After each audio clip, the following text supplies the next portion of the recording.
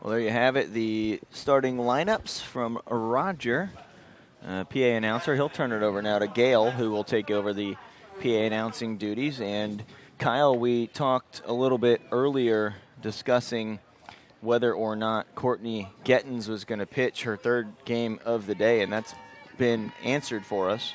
Kyle actually not going to be able to come onto the air right now. He'll be back momentarily. But Kyle and I did discuss that. We talked about how Gettins had already thrown 2 games. She actually threw 13 straight scoreless innings. It wasn't until the 7th in their last game against Seminole that they scored on her. It was a 3-2 victory over Seminole, 1-0 win earlier. 1 hit performance for Gettins over the high-powered Northwest Florida State College Raiders, and she will give way to Raina Gorman, who will pitch here today in this game for the Buccaneers. Gorman, a 4.84 ERA, 11-6 record, 102 innings pitched, just 36 strikeouts. So not a strikeout pitcher, and I think what the strategy possibly is, because you've reached really your goal coming into this tournament. Your goal was to go to Utah, give yourself a chance at a national championship.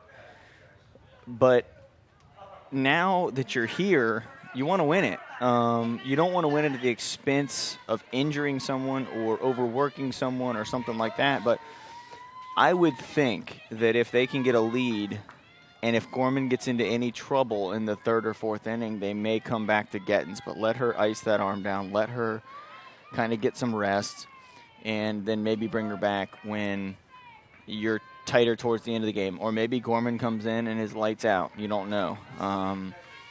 But I think, like Kyle and I discussed, pitching her in this game, 3 games in one day, may be a little bit much, and it seems as though Coach Ayamura agrees with that sentiment. Welcome back, Kyle. Thank you very much, Scott. Kyle Wilson and Scott Jamison on the broadcast for you. The FCSAA State Championship game. Curveball in there for a strike from Raina Gorman. Gorman just under a 5 ERA, and she's not a strikeout pitcher. She wants you to hit the ball on the ground. She's going to try to keep it down, get ground outs, get quick outs. Going to keep her pitch count down. That one outside. 1-2 now to the leadoff hitter, Dana Edmondson. Edmondson's had a great tournament, playing out in the center field defensively and offensively.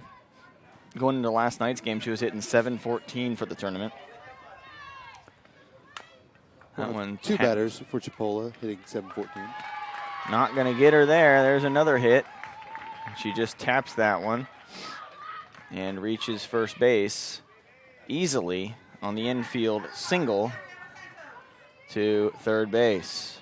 It's going to bring up Gabriela Santos, a .424 hitter on the season going into the tournament. 45 RBI for Santos. Well, Santos just another one of those weapons for the Hendricks coaches, Belinda and Jimmy Hendricks. What a name. Isn't that a great name, Jimmy Hendricks? Awesome Can't name. beat that. Well, they are a tandem head coaches, husband and wife, and they do a great job with that program. That goes without saying. You just look at what they've done the last few years. That one outside. No, a strike. I stand corrected. Little late call there from the home plate umpire. It seems like a lot of these umpires yell the call out, and then give you the signal about 2 seconds later. So maybe we just need to not jump the gun and wait. Chipola batting in the top half of the first. That one tapped. Going to be another tough play. Got her. What a play. That's by the shortstop. Where he go over to Dorn. That's a tremendous play. To make that exchange, to catch that and make the exchange from the glove, and then a strong throw to Dorn, who has to stretch to get the out. That's a really, really nice play. It's going to bring up Reagan. Madison Reagan, the catcher for Chipola College.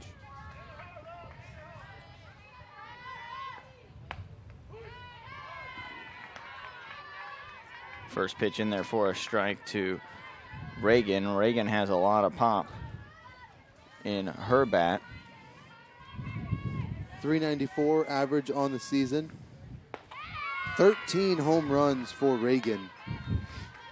46 RBI. That's before the tournament started. Remember, Chipola scored double digits in 2 of their games this weekend.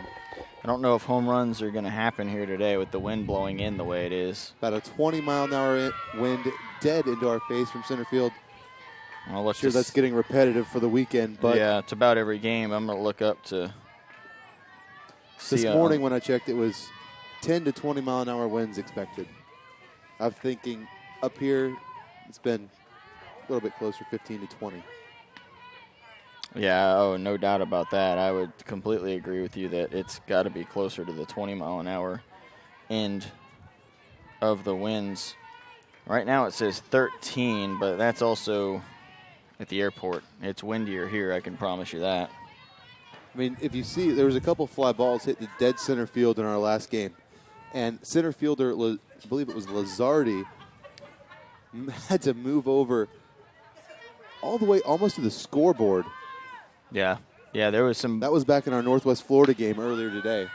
Yeah, it was really an adventure in the field for the infielders too, because those pop-ups on the infield, they're not in the air as long, but they're still getting blown around, and you just don't have a second to get underneath them, and a lot of them have been falling in. And again, that softball being a little bit bigger of a ball than baseball, that ball is definitely affected by the wind when it's blowing the way it is. Definitely, Reagan that's slicing over to the head. Corner. That's in play. Over the head of Samantha Rotalik. Run scores. And a double and a run in for Madison Reagan.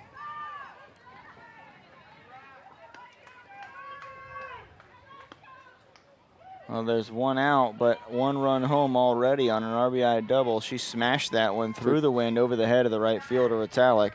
12th double on the season.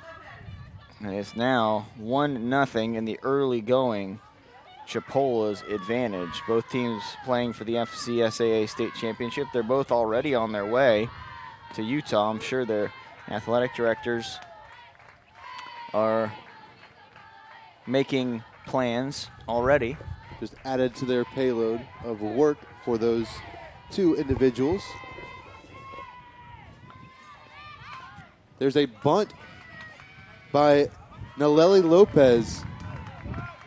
She's going to be retired at first, but moving that runner over Reagan to third base now was Lopez. Going to bring up Barana Sorrento, first baseman number 10 for Chipola. Well, you've got Jeff Johnson, the athletic director at Chipola College. He's also the baseball coach, so he's got to be focused on, they're number 2 in the state right now, and top 10 in the country. He's got a baseball tournament, and now he's got travel arrangements to make. Well, you leave a lot of that to your head coaches, especially because the Hendricks coaches have been there a lot of times. They kind of know the routine. They know what to do and everything like that. For the Florida Southwestern State College athletic director, Carl McAloose, it's, he's been there, done that. He's been an athletic director for years. He's been a good one, too. Where has he been before? Well, we'll have to look that up. I printed out a bio for a lot of these people, and now you're putting me on the spot here, Kyle. But sorry about that. That's okay. Just curious, because it is their first year as an athletic program. I'll pull that information up, and we'll have it. That one put in play to shortstop. Where he go over across for the third out. 1 run comes home on an RBI double by Madison Reagan. And Sorrento is retired on a 6-3 put out. Courtney Davis will lead off the next inning. Due up top of the order for Florida Southwestern State College, Marta Fuentes, Kriza Bulanandi, and Kayla Rangiafa. We'll be right back with the FCSAA State Championship game.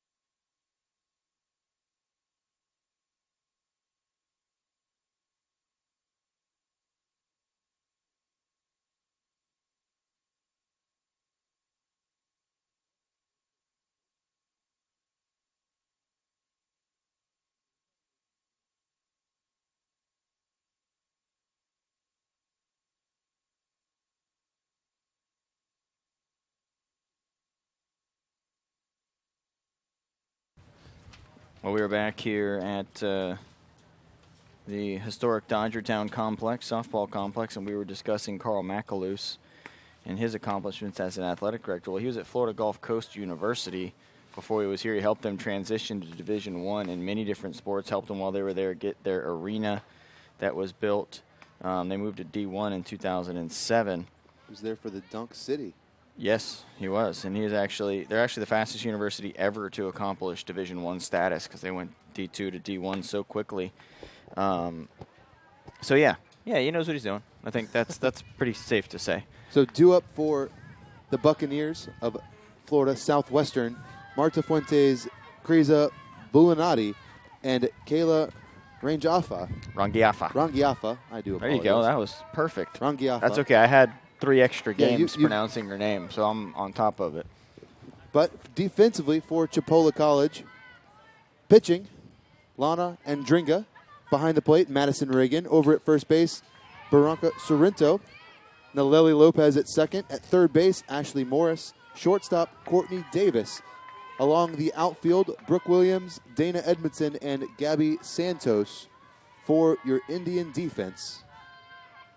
Well, Fuentes, if she gets on base, she poses a problem for teams because of her speed. And that one hits a short. Spinorama around for the out. What a defensive play by the shortstop. Courtney Davis, who's going to lead off the next inning for Chipola, just made a sparkling defensive stop on Marta Fuentes. And now Kriza Bulanati will bat for the Buccaneers, who are chasing their first FCSAA state championship in their first year playing since the name change from Edison Community College, who used to play athletics many years ago. They've brought back the athletics program, and they've spared no expense. They're building an arena for the basketball teams, which will make their debuts next season. And if you're going to do it, you do it right. Where is Edison College? Or where Southwestern? Where are they from? They are, give me a second.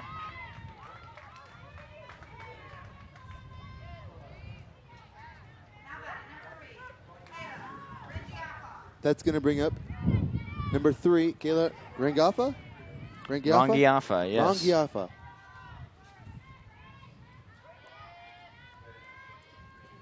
They're in Fort Myers. So right down there near where Florida Gulf Coast so he's is. Familiar Same with the area. area. I thought so. I didn't want to say it without looking it up, though. It scared me when you said that because I'm like, I think it's in Fort Myers, but I better look it up. Yeah, they're new to the scene, but they're not playing like they're new to the scene. Well, we should make a trip down there for those basketball games. Yeah, I think so. Check out the new facility. They will be in the Suncoast Conference, I believe, as well with basketball. They're possibly doing some reshuffling with basketball conferences and stuff. It's been in discussion. Not sure if it's going to happen or not, but can we get Central out of our conference? Yeah, Coach Tim Ryan does a pretty doggone good job with that Central Florida men's basketball team. I said our. I'm not really a. Yeah, you work. You I help help us out with at Santa Fe a little bit. Rangiafa now facing a 2-1 count. She hits that one to third. A stop made. Throw across. No, not able to make the pick. E5 is going to be the call.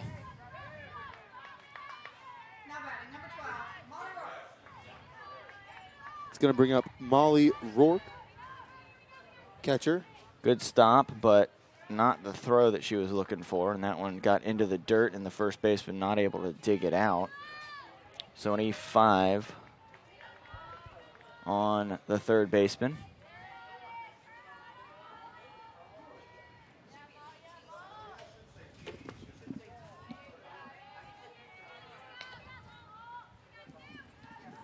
So first pitch ball to Molly Rourke, the catcher. 2 outs, runner at first. 2 ground outs to start the inning for. Could have been 3. Could have been.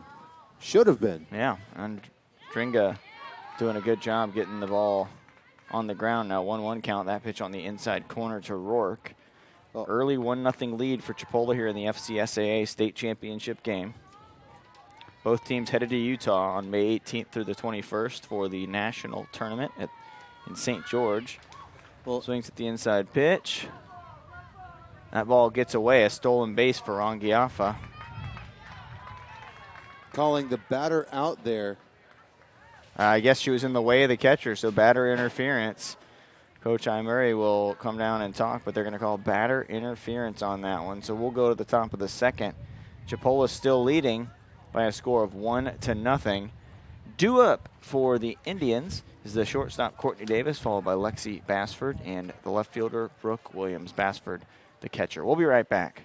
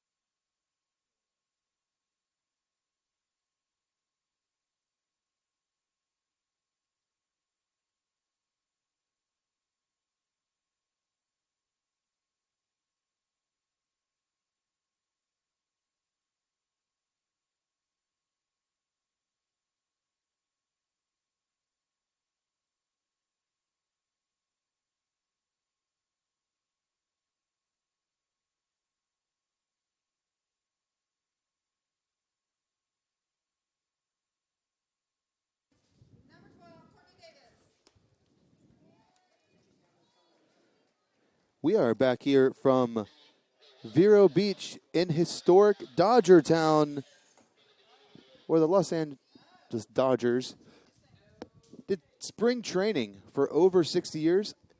Their last year here was in 2008. We're at the state championship game for the FCSAA softball championships. We're in game number 30. We've got Chipola College and Florida Southwestern State College. Chipola leads. The Indians lead over the Buccaneers by a score of 1-0. Going into the top of the second. Leading off Courtney Davis, shortstop, for the Indians.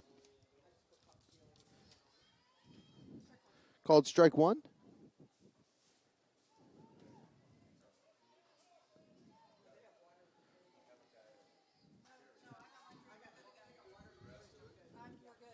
There's a fly out to center field by Courtney Davis. Davis retired to start the second inning.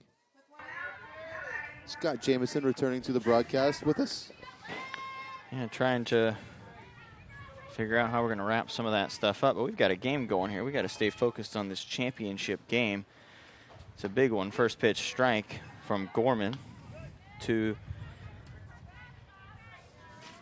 the batter, Lexi Bassford. The Buccaneers playing for a state title in their first ever year competing in softball. Kind of reminds me of the Santa Fe Saints volleyball team that won the Mid-Florida Conference Championship their first year, finished just one spot shy of going to the national tournament. Quite a start for Sharonis over there. That's right.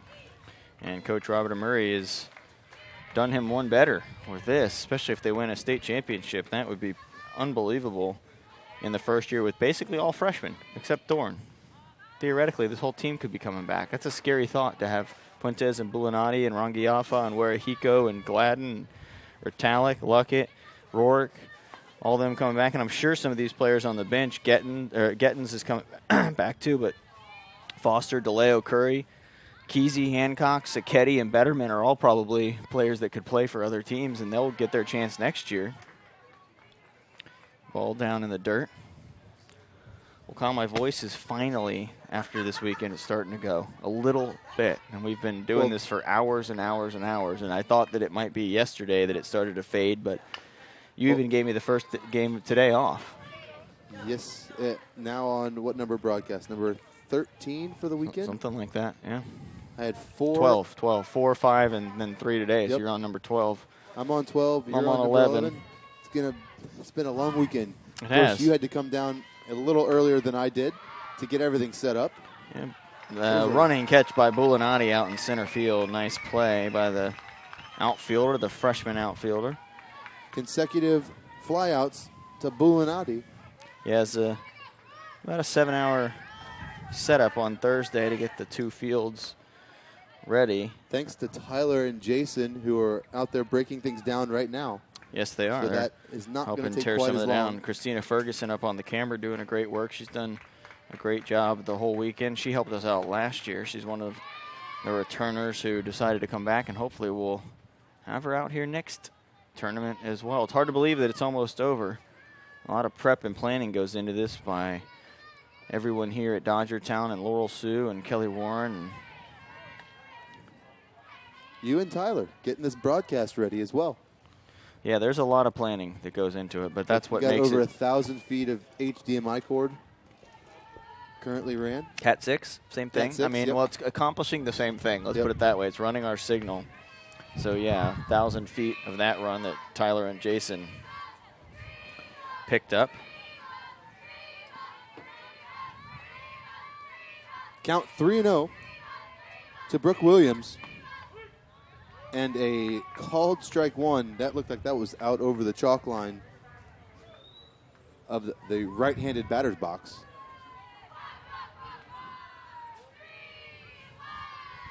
(3-1), 2 outs. Oh. And another one that's on the chalk of the batter's box called a strike. Gorman likes it. Pitcher's pitch. Now, it's tough. Umpires, they can, love them, hate them, whatever it is. It's tough when it's 3-0 to not expand the strike zone, whether you're intentionally doing it or not. But I have a feeling the strike zone does change when it's 3-0, 3-1. It's not supposed to, but I think it probably does in some situations. Strike zone might change a little bit after 30 games over a weekend as well. True, I don't know. I know all these umps aren't doing games back to back to back, but and they have them spaced out to where they don't have to, because you do start to get tired. You don't want tired umpires out there making calls that aren't right because they're fading a little bit. That pitch on the outside corner for 9:30 last night. We had strike zone about 2 feet by 2 feet. Yeah. Yeah, it was a long day yesterday, that's for sure, doing 5 games. But, again, long but fun. What a stop. No, didn't stop it. He got into the outfield. I thought Wirahiko had that inner glove. That one sneaks through. Base knock for Ashley Morris. Back to the top of the order. And Dana Edmondson, singled in the first inning and came around to score on the double by Madison Reagan. Reagan with the lone RBI and Edmondson with the lone run scored. On to first, the flip, just beat her to the bag. Battle in the inning. Nice play to get that one. That one's a lot harder than it looks. The Buccaneers escape. Chipola Indians leave 2 runners stranded, a walk and a hit. We'll head to the home half of the second inning. Holly Ann Dorn, Grayson Gladden, and Michaela Wirahiku due to bat. We would like to thank the Treasure Coast Sports Commission for putting this event on this year. The Treasure Coast Sports Commission mission is to strengthen the quality of life and economic well-being for the Treasure Coast region through recruiting, retaining, and supporting sports-related events just like the 2016 FCSAA Softball Championships. These activities enhance the region's economy and exposure Thank you to the Treasure Coast Sports Commission.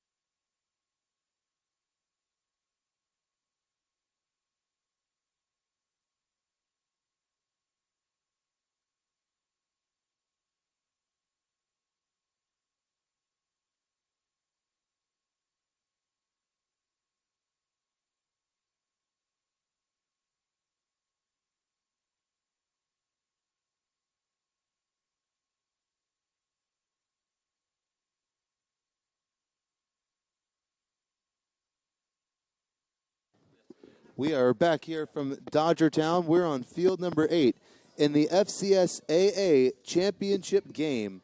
I'm Kyle Wilson here with Scott Jameson. Due up for Florida Southwestern State College, Holly Ann Dorn, Grayson Gladden, and Miraco to start the bottom of the second inning in this state championship game.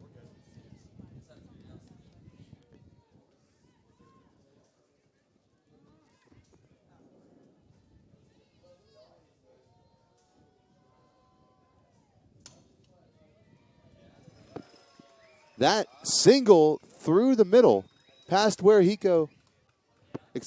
past Courtney Davis. That's going to bring up Holly Ann Dorn.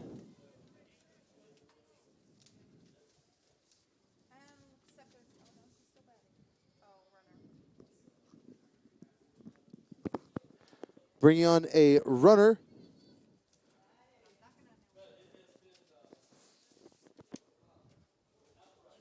For Southwest State.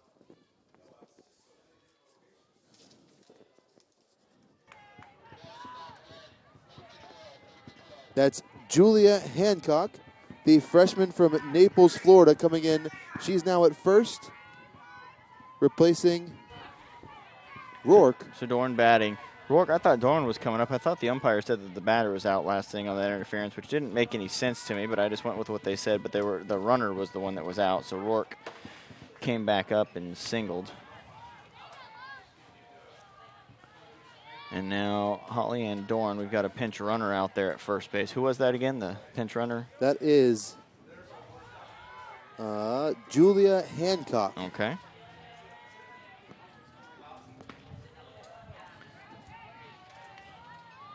Julia Hancock over there at first base. Pinch running. Coach Amura not messing around, wanting to try to get that run home. He's got somebody on with nobody out. You got to try to strike when you have opportunities against a pitcher like Andringa. One hits a second, throw over for the out. Dorn able to move Hancock over to second base. Grayson Gladden now due to bat. I'd like to thank the Vero Beach Inn and Suites for their support. Make sure if you are in the Vero Beach area anytime soon, contact Vero Beach Inn and Suites. Look them up online. They've got a great pool, a lot of seating, newly renovated rooms. Great feel to them with the wood floors and new TVs and all sorts of stuff. And a 200-person reception hall. There was a wedding in there last night. Yeah, there was. Nice big wedding in there. That was cool to see that going on. Scott and I tried to crash the wedding. We're not as good as the guys from that movie, so, you know. Plus, we would have been too tired to do anything no last night. Batting now, Grayson Gladden with an 0-1 count. Runner at second. One hit foul. Wind blowing in from left center. You can see the flag over the scoreboard. You can also see the camera shaking a little bit. That too. We have done just about everything we can to stop it, but when it's 20-mile-an-hour winds, you just kind of got to roll with it. Hope it doesn't get knocked over. That's basically the and hope we have insurance on those cameras. Well, they're not going anywhere. I'll tell you that much. They're ratchet strapped on there. They're not going anywhere. Runner comes way off the bag. That ball high. We will be broadcasting the FCSAA baseball tournament live from Henley Field in Lakeland, Florida. May 15th through the 21st. That ought to be a lot of fun. Number 1 team Santa Fe, number 2 team Chipola College will both be there. Chipola will try to make it 2 for 2. Throw behind the runner, safe. Good view of it there on the. Coach Wiggs and company trying to get back to the NJCAA tournament.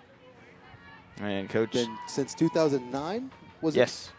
And Coach Jeff Johnson trying to get Chipola back there. They've been quite a few times trying to equal the Hendricks record. That one out to right. Anything that's hit in the air down the right field line, I don't think not going to stay in play. Yeah, I don't think so either. That one probably should have on a normal day, but it does not stay in play in this situation. So Andringa get another ball. We'll get ready to do it again. 2-2 count. 1 out, runner at second. That's the tying run out there at second base. Pitch down low. That's a really good eye because that pitch stayed up in the zone for a while until it dropped out. So that's a very nice eye. Andringa having a great tournament. By Gladden. Yes, she is. She's a talented pitcher from the Netherlands. Was able to keep Central Florida to only 2 runs in their game, sending Central to the losers bracket. They eventually lost to State College of Florida. The bats just went cold for College of Central Florida, and it happens. It happens to the best of you. You just hope it doesn't happen during the tournament, and unfortunately for Coach Kevin Fagan of the Patriots, that's what happened. They hit 88 home runs during the season, just 1 in 3 games here, and just they just couldn't get it going. But tournament's tough. That brings Wirihiko to the plate after the walk of Grayson Gladden.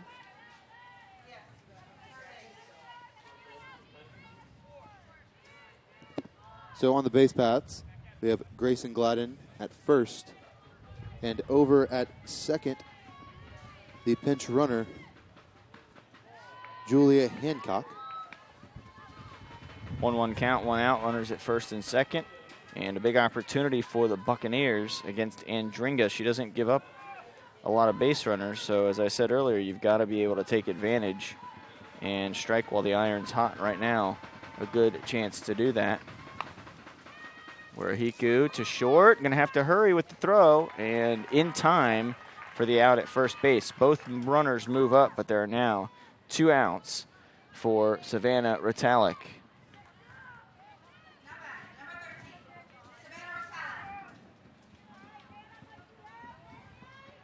Ritalik come back with a couple runners on base.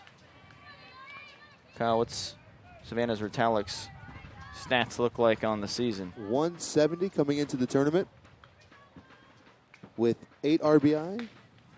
Outside corner strike. Only 53 at-bats on the year. Yeah, it's tough to get a gauge from 53 at-bats. She's no doubt in for her defensive capabilities. Out there in right field. Pitch outside by a few feet. Pitcher still tried to frame it. You got to respect the effort. In Florida Southwestern's inaugural season, 47-12 during the regular season, 22-4 at home, 17-3. That one hit out to left. Foul.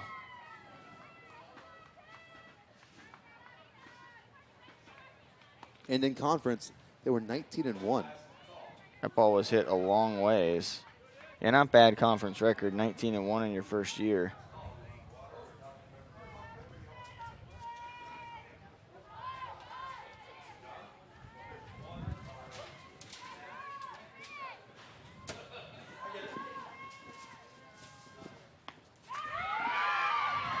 And there's strike 3. A strikeout for Andringa.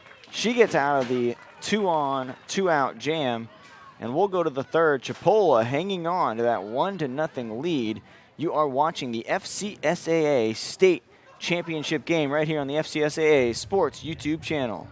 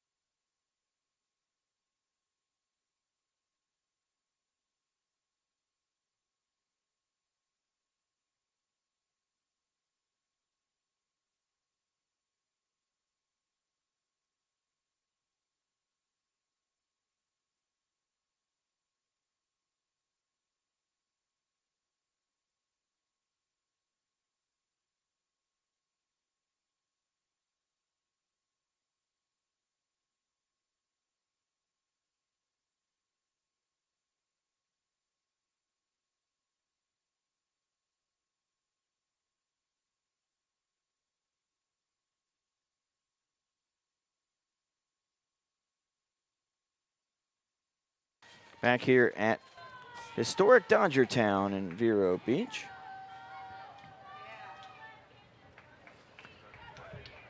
Gabriela Santos will lead off for the Chipola College Indians in the top half of the third inning.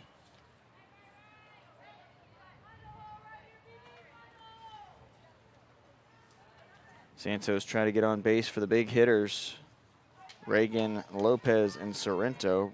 Verona Sorrento hit a grand slam last night. That went up over Santos's head.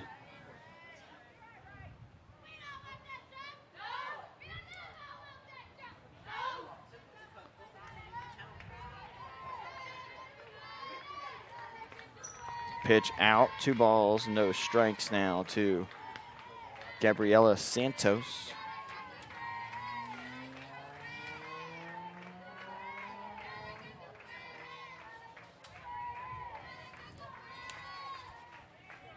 Santos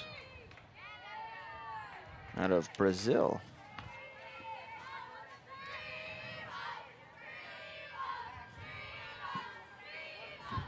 Now a 3-0 count, so a dangerous situation for Gorman.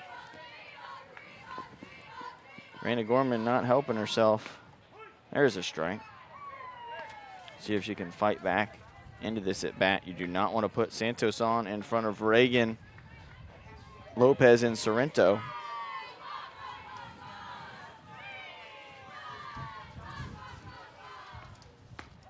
That one's in there for a strike. Now 3-2. Gorman's stats on the season coming into the tournament: 4.84 ERA in 23 appearances, a record of 11-6, 7 complete games, and 102 innings pitched. That one is hit out to left field. Left fielder underneath it again, playing that wind. You cannot let the ball play you. She did a good job of finding where it was at, getting in the vicinity, getting underneath it, and making the catch. And that's, again, a lot easier than it looks from here, trying to play those 20-mile-an-hour gusts. And a lot easier than it looks? A lot harder than it looks, sorry. You're right. But, again, those, the wind could be blowing a different direction the higher you get. You could have it blowing in, it's swirling, it's really just knocking that ball around. Tell you what, though, it does not get a whole lot nicer for the first day of May here Doesn't, in Florida. You're right. That's why you live in Florida. Absolutely. These last few days are the reason you live in Florida. Not a cloud in the sky from our vantage point here at the window in field number 8. Championship really turn around and field. look, you can find 1 or 2 clouds in the sky, but it is a gorgeous day for softball. Pitch dropped in there. Strike 2, 1-2 count now to Madison Reagan. Gonna have to walk over to Holman Stadium here real quick after the game, take a look at that place before we Reagan leave doubled Vero in a Beach. run last time, and now she singles to left field.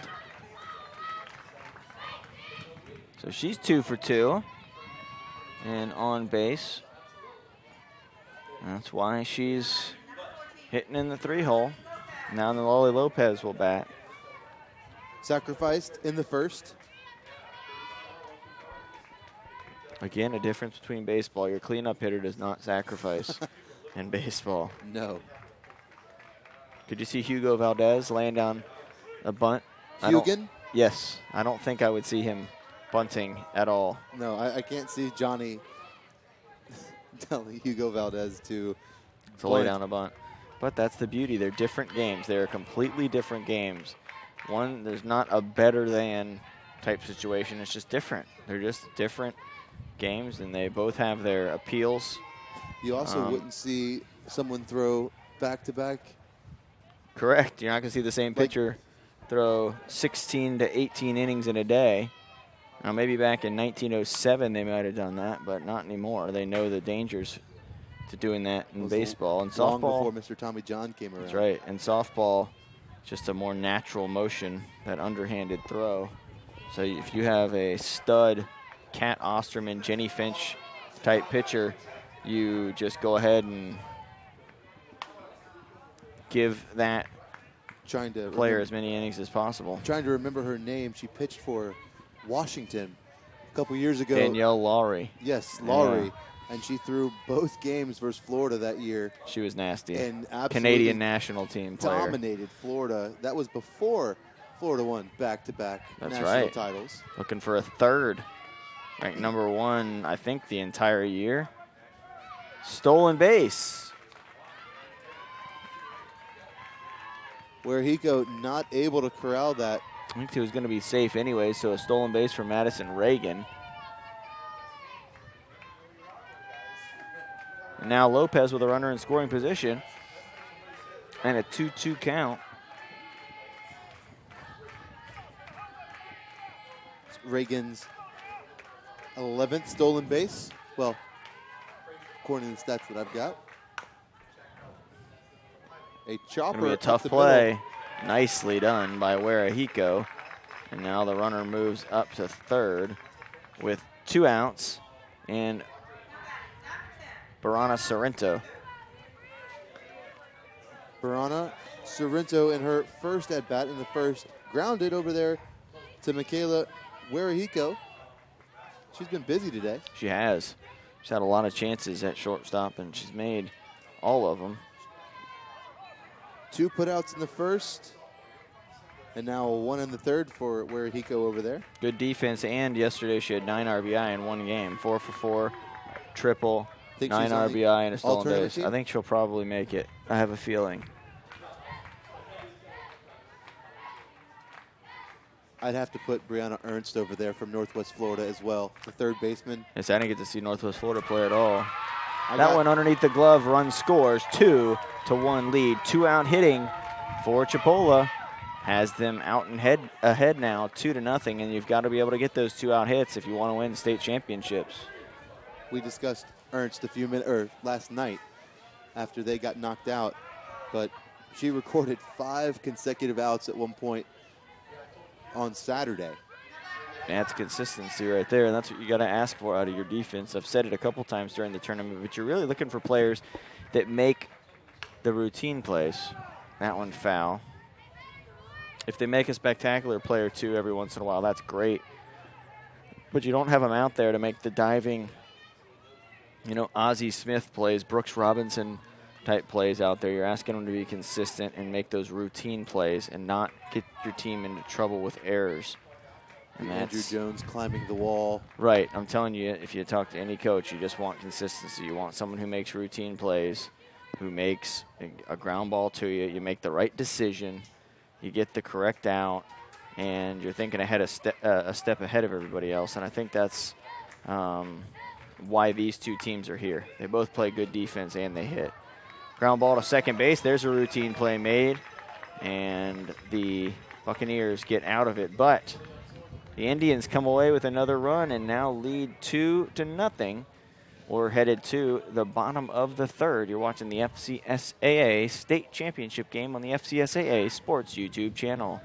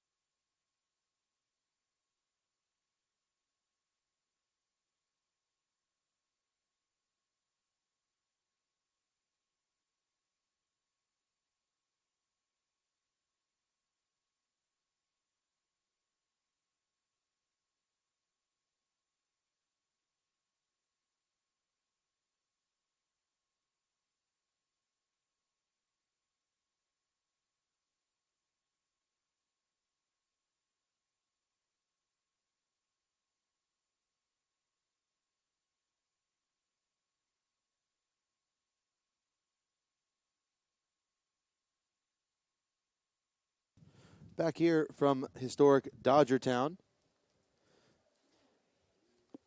Florida Southwestern State on the way up to the plate. Due up for the Buccaneers, Sam Luckett, Marta Fuentes, and Kreza Bulinati. Through 2 innings for Lana Andringa. She is not allowed a run. She's only allowed 1 hit, 1 walk, and she struck out 1 for Chipola's righty. It's going to bring Sam Luckett to the plate. Her first at bat.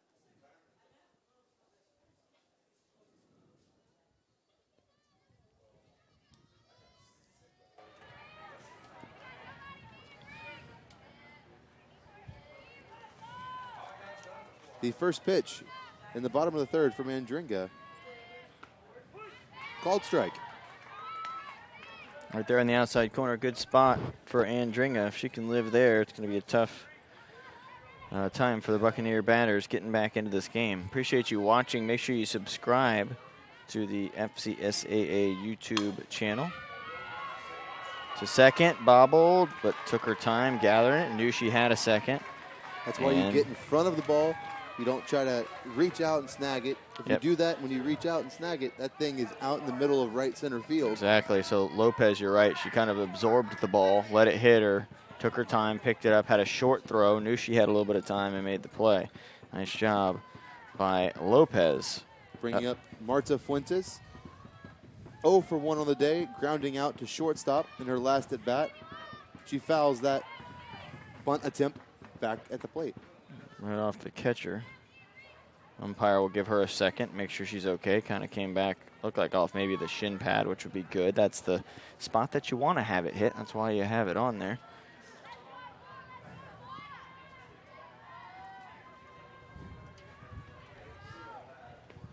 Dropped in there, nasty. Drop ball? Or change up? Curveball, something there that had a little dip to it at the end. Just dropped right into the strike zone.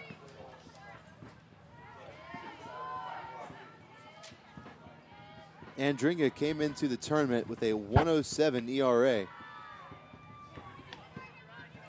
26 appearances and a record of 21-3, 18 complete games. She's pitched both games that I've seen from Chipola. Yeah, I think they might have gone to somebody else for a few innings, but she's been the workhorse majority of the time for the Indians. 2-2 count now, 1 out, nobody on. Top of the order, Marta Fuentes batting. Buccaneers trail by 2 in the bottom of the third from the FCSAA State Championship game live from historic Dodgertown.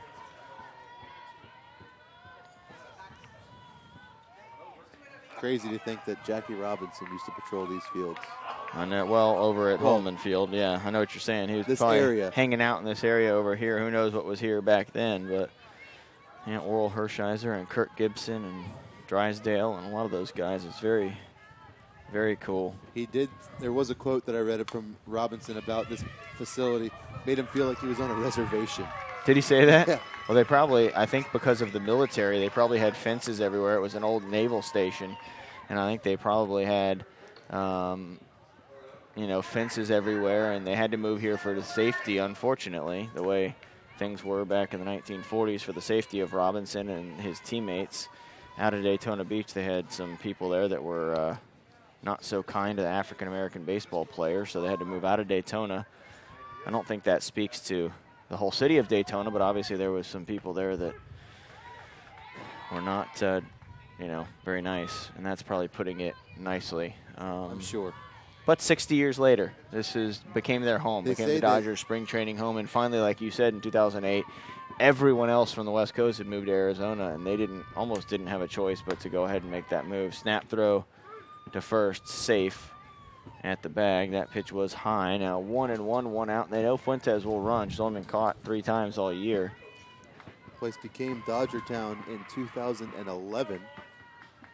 They were saying that they had everything on site for the players as they were here. There was a movie theater here. There was weight room. I mean, everything that they needed. They were never needed to leave the facility. Well, when you're here for spring training back then, I guess there wasn't probably any place to go. You may not have your car with you because you're coming all the way from California, unless you're renting a car the whole time. 2-1 the count.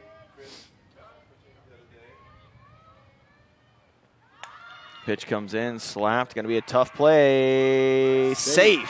Beat it out just by a step. Good call by the umpire right on top of it. Who needs a car when you've got Uber? Oh, yeah. Did they have Uber in 1948? They might have. Who knows? Runners on first and second now.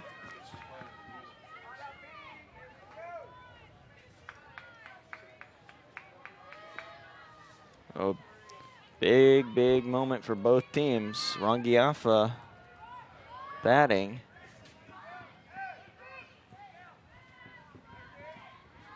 With 2 on and 1 out. Pitch up high. Again, with runners on, it makes you think a little bit. As a pitcher, you're not in a groove. You're not able to just get the ball and go. You actually have to take into account that you have the two of the fastest runners in the state on base right now. So you can't have any wasted motion. You've got to go to the plate. And now Coach Belinda Hendricks out into the circle to have a talk with Andringa. The whole infield will come in, as well as the catcher, to have a talk. Well, Kyle, both these teams are headed to Utah, to St. George, the Canyons Complex. It's beautiful. I suggest look it up online and check it out if you are a family member or mom or dad or grandmother or grandfather of one of these players, to take the time to go out there. Take the opportunity to go out there. It could be a once-in-a-lifetime type thing. Go out a few days early, fly into Las Vegas, and hang out there if you want. Drive. You get to make a really, really cool drive through the desert. About an hour, hour and a half What to year get were to you St. out there? George, Utah. 2012, I believe. Maybe 13, 12. Gosh, it's all blended together. I think it was 2012 with Santa Fe College. Carla Claudio was there and played pretty well. Actually lost to the eventual national champions by 1. Wallace State. Both times we've been out there, in 08 and 2012, Wallace State, Hansville won the national championship. So they like having us out there, apparently, and they beat us twice. We lost on a 7th inning home run by Wallace Hansville. Yeah, we were up 1-0 the whole game. They beat us 2-1. Yeah, it was a tough one. Well, and then we were knocked out the next game. That one foul. Of course, it's also pretty painful the way Santa Fe went down in the baseball.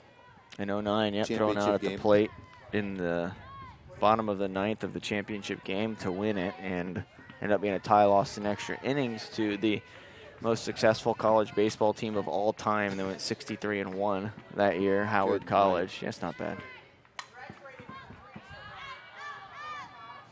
Who was the one lost to? They actually lost in their district 3-game. They have a 3-game playoff. I can't remember who it was, but they were 55-0 and they lost the first game of a best-of-3 and then had to win the next 2. They won the next 2 to advance on to the World Series and then didn't lose a game at the World Series, but should have lost one to Santa Fe. Yeah, should have. Man, it was a close play. Thought he was safe. Everyone in the building thought he was safe, but the umpire didn't. That's what matters. Yeah, the only person that matters, huh? Yep. That one to right field. There's an out, and runners will stay at first and second. Rangiafa flies out to right, and that'll bring up Molly Rourke. Santos out there in right was ready to fire over to third base, trying to get that lead runner, but she does not try to tag up. Yeah, that one's too close, and you can't make the third out at third. That's a cardinal sin in baseball and softball. You just can't do it because you're already in, especially when you're Fuentes, you're already in scoring position. Maybe not everybody is in scoring position at second, but Fuentes is.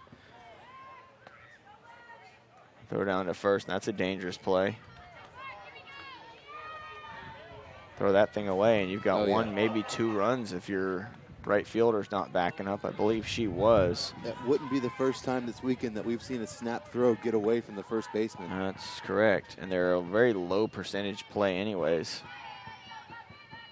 Have not seen one of those throws. Oh, that one's hit well. Hard. That is hit well, but not hard enough with that wind. The ball almost dropped. I'll tell you what, if the wind isn't blowing, that thing's probably out of here because she hit that thing good. But it gets caught up in the wind, and that will do it for the Buccaneers in the third. 2 runners stranded. We'll head to the top of the fourth. The Indians due to bat with Lexi Bassford, Brooke Williams, and Ashley Morris. We'll be back with more from the FCSAA state championship game.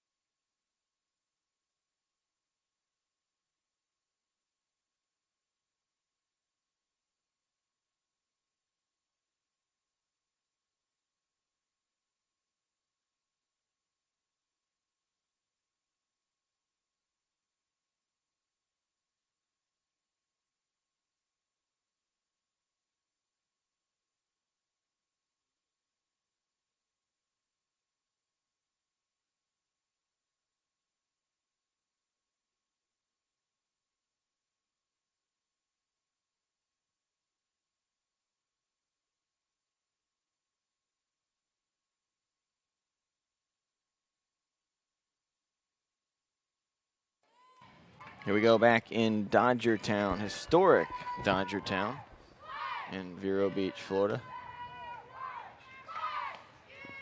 You can hear the chants going on from the Chipola dugout. Chipola leads 2-0 over the Florida Southwestern State College Buccaneers. Buccaneers threatened last inning, left 2 runners on. First pitch fouled off to Lexi Bassford, the catcher. Bassford flew out to center. 1 ball, 2 strikes. Thank you. 1-2 now the count.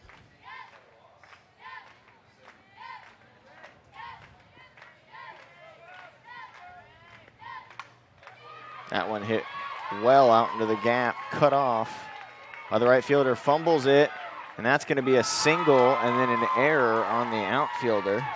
Good base running by Bassford. So a single and then an E9. Puts the runner at second base.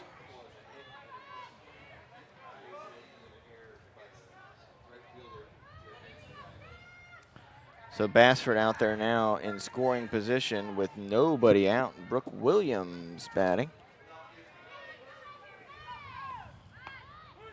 Williams squares, pulls back, but takes a strike.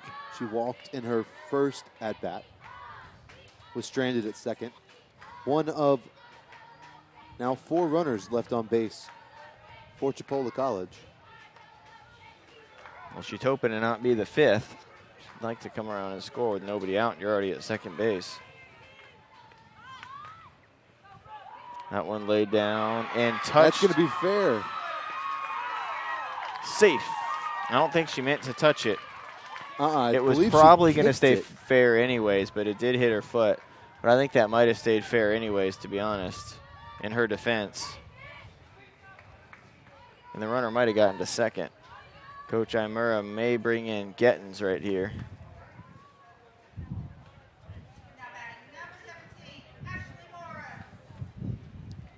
Ashley Morris will bat. We'll see what Coach Imura does. Morris 1 for 1 on the day, singled Nope, Miranda Gorman will stay in. the bottom of the second, stranded at first. Again, Chipola stranded 4 runners. And the Buccaneers have stranded 5 on the day.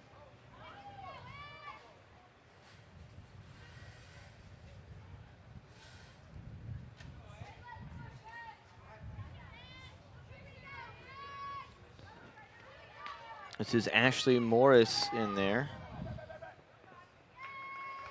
Runner easily into second base. They basically let her take second. Catcher indifference. That's a stolen base at this point, even though they kind of let her go. I don't think they give defensive indifference on. Well, I mean, they do. That is a call, but she was indifferent to it, that's for sure, but she came out. You got to give her a stolen base at this point.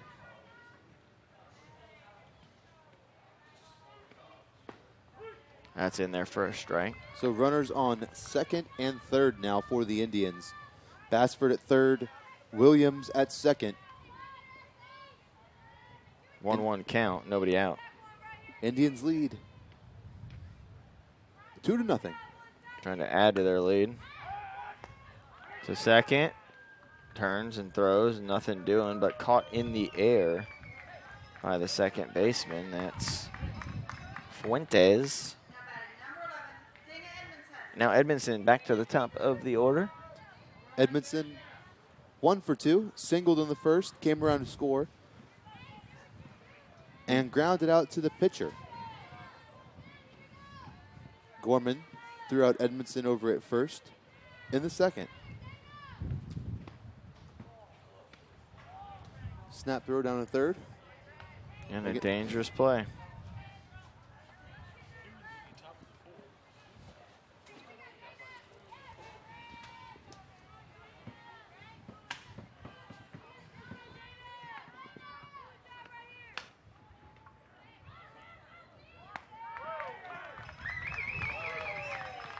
Nice play for the out to hold the runner at third base, and now there's 2 down. Bringing up Gabriela Santos after the 5-3 putout of Edmondson. Santos 0 for 2 on the day. The right fielder grounded to shortstop in her first at-bat and flew out to center field in her last plate appearance. It's called strike on the outside corner. There, 1 out away from getting out of this. Gorman got into a jam to start this inning, and 1 more out, and they could hold that lead at 2.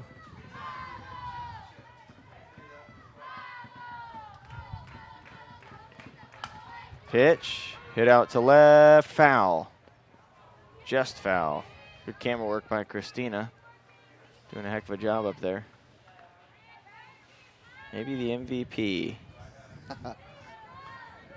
Jason Polvin. I only said his name wrong once, and I've gotten it right every single time since. did a tremendous job up there as well. Those two fellas, Tyler and Jason, are busy breaking everything down, plastic wrapping everything, getting it ready for next year. Inside corner, strike 3. That'll do it for the inning. We're going to the bottom of the 4th. The Buccaneers looking to get some runs on the board against Andringa and the Indians. Due up for Florida Southwestern State College, Dorn, Gladden, and Werhico. We'll be right back from the 2016 FCSAA State Championship game.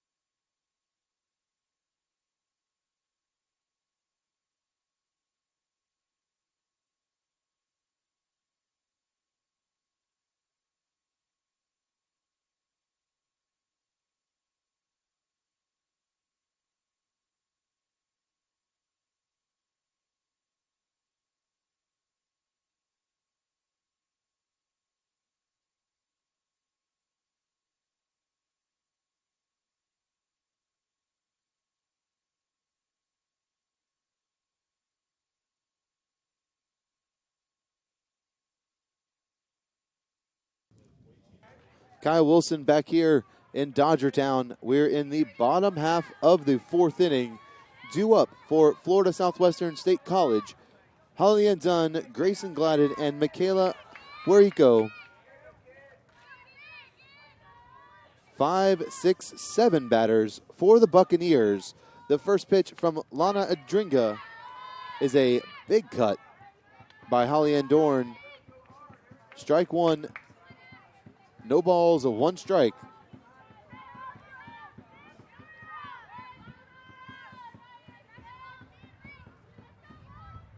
The 0-1 pitch from Andringa.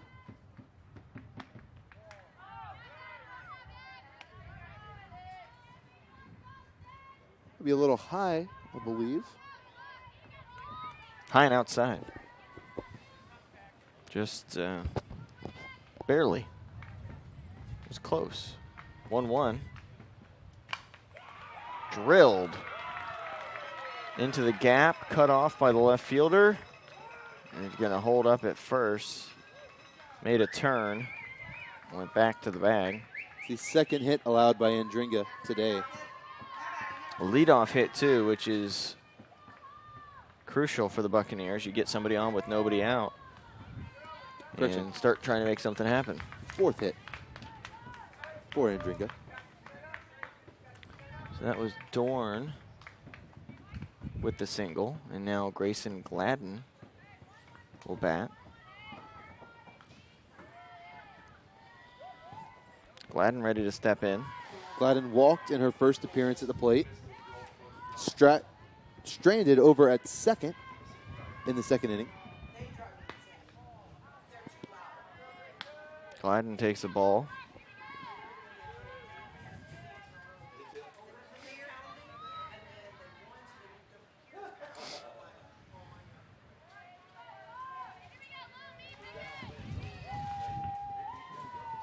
One ball, no strike count.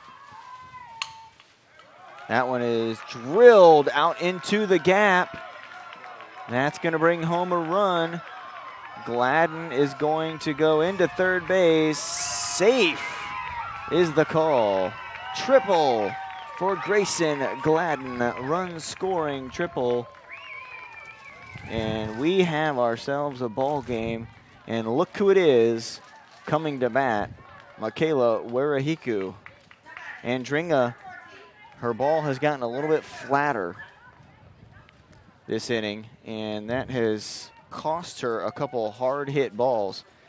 They she doesn't have as much action on it, and we may see a pitching change here. We'll see what Coach Hendricks is discussing with the umpire. 2-1.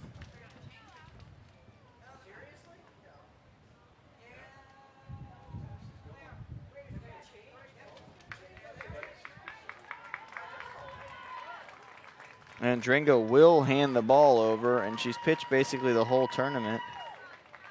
Roger says that is the first time she's been out of the game this tournament. Wow, we'd have to go back and check. I don't know. I can't imagine she was in at the end of that 14-2 game, but they might have left her in. I think she was. Yeah, I wasn't doing that game, but might have left her in. Let me see if I've got my notes still from that game. Coming in to pitch is number 10, Burana Sorrento.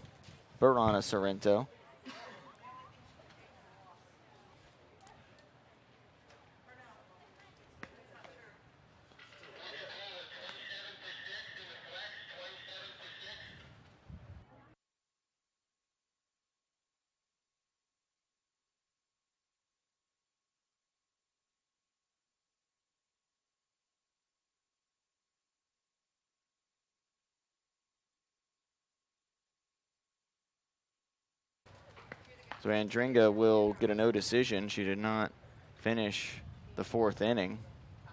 Only in the books for 3. So this one is going to be on somebody else, the win or the loss, either Sorrento or someone else that comes in to pitch. The Buccaneers threatening to tie the game. Runner at 3rd would be the tying run.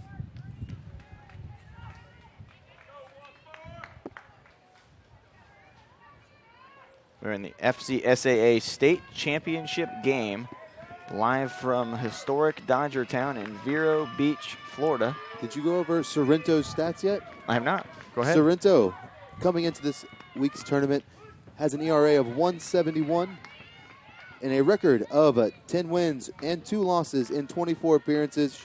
She started 12 games, completed 1. She's got 2 saves and 98 innings pitched. She struck out 50 on the season and only walked 19. How many innings pitched was it? Innings pitched for Sorrento, 98. Okay. So about a strikeout every 2 innings, so not a strikeout pitcher. Pitch outside, ball 2, 2-1 to Werehiko. Not the batter you want to see when there's a potential for a tie game. Especially not with no outs and a runner on 3rd. And they may be thinking the same thing, because here's the situation. You've got Ritalik and Luckett, and no offense to them, but they're not the hitters that Werehiko is. But then after those two, you've got to put up with Fuentes and Bulanati.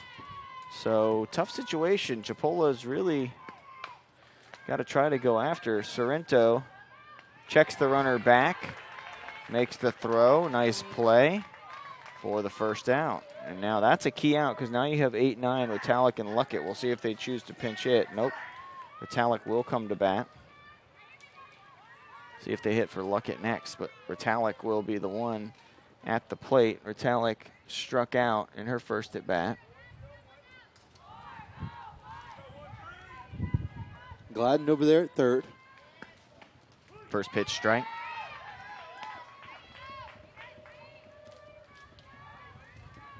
Oh, 1 now to Ritalik. Grayson Gladden at 3rd. She's tripled in Holly Ann Dorn, who singled to start the inning. That cut the lead to 2-1.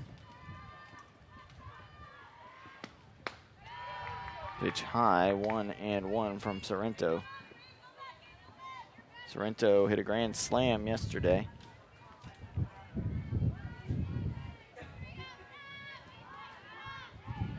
Batter checking her signals.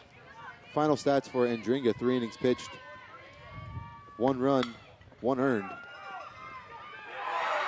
The ball is thrown away. The run scores. The ball game is tied, and there's a runner at second.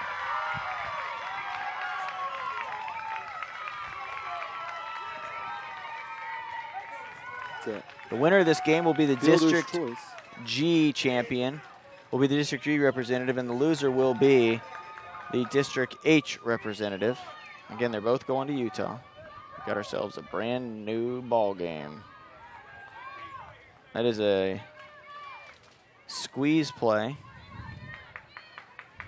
We have fielder's choice.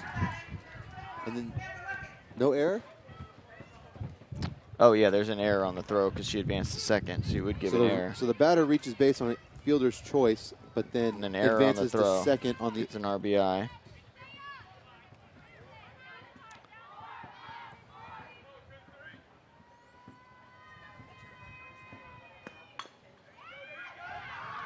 That's another beautiful bunt. Forget about it. Not going to get to it, and runners are now at first and third. The infield single for Sam Luckett. The 8-9 hitters have gotten their job done, and now it is back to the top of the order and Marta Fuentes. And hang on to your hats because this game just got really interesting with Fuentes and Bulanati about to bat.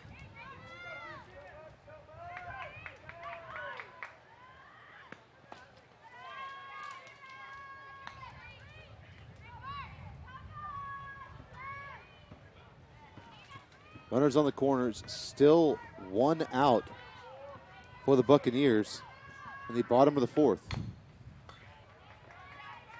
Foul. 1-1 count.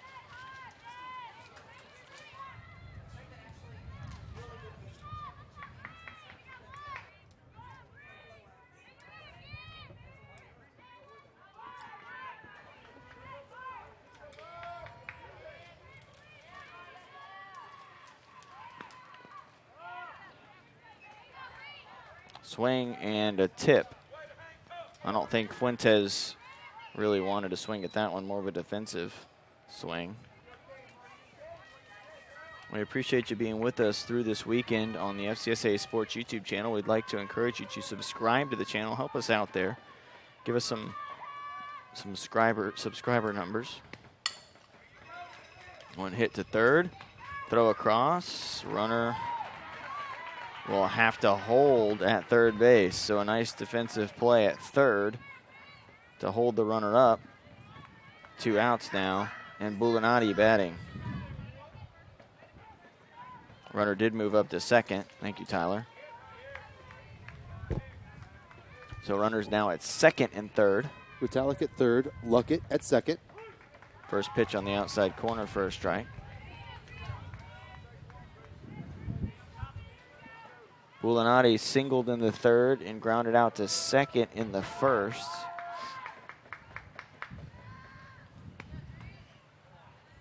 Pitch dropped. Ball 1-1-1.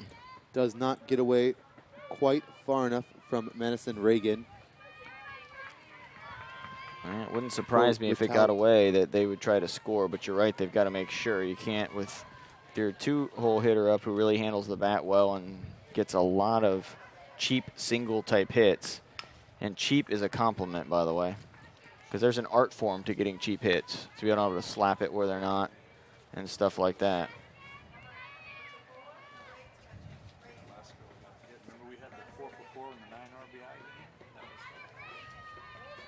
Where Hiko looking at the stats now, the 4-for-4 game against the Jacksonville Blue Wave that the Buccaneers won 15-3.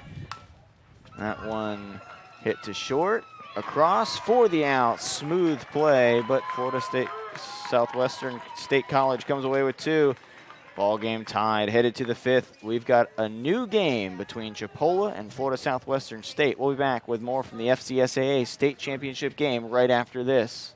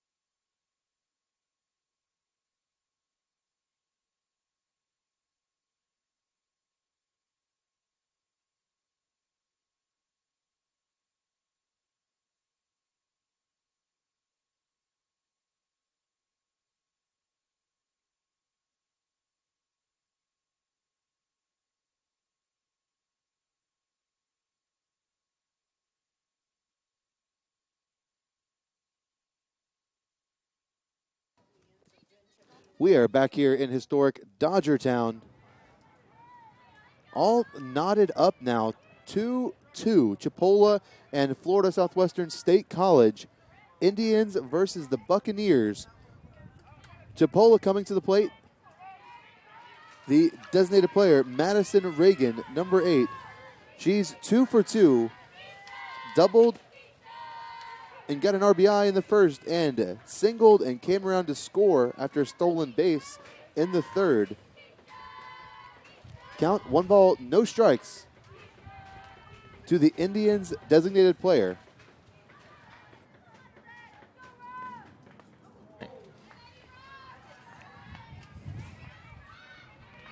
Number 3 hitter in the lineup for the Indians, and she is a threat to leave the yard at any point. There's one in there for a strike. 3 innings left in regulation. We're all tied up. Well, that's what you expect out of a championship game. That pitch low, ball 3.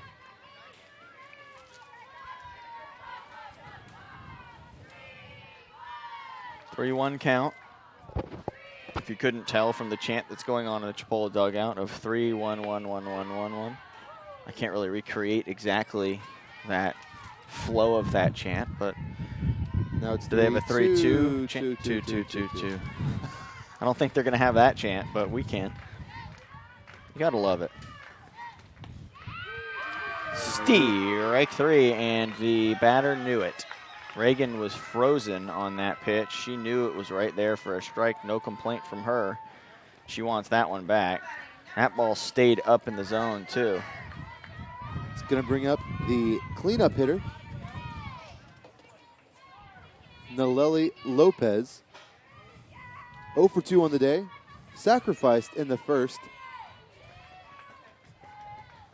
And grounded to shortstop in the third. Takes a strike. Sorry, Kyle. Go ahead.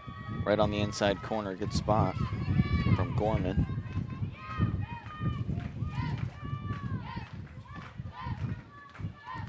Two strikeouts by Gorman so far today. Blow it away. Through 4 1/3 innings.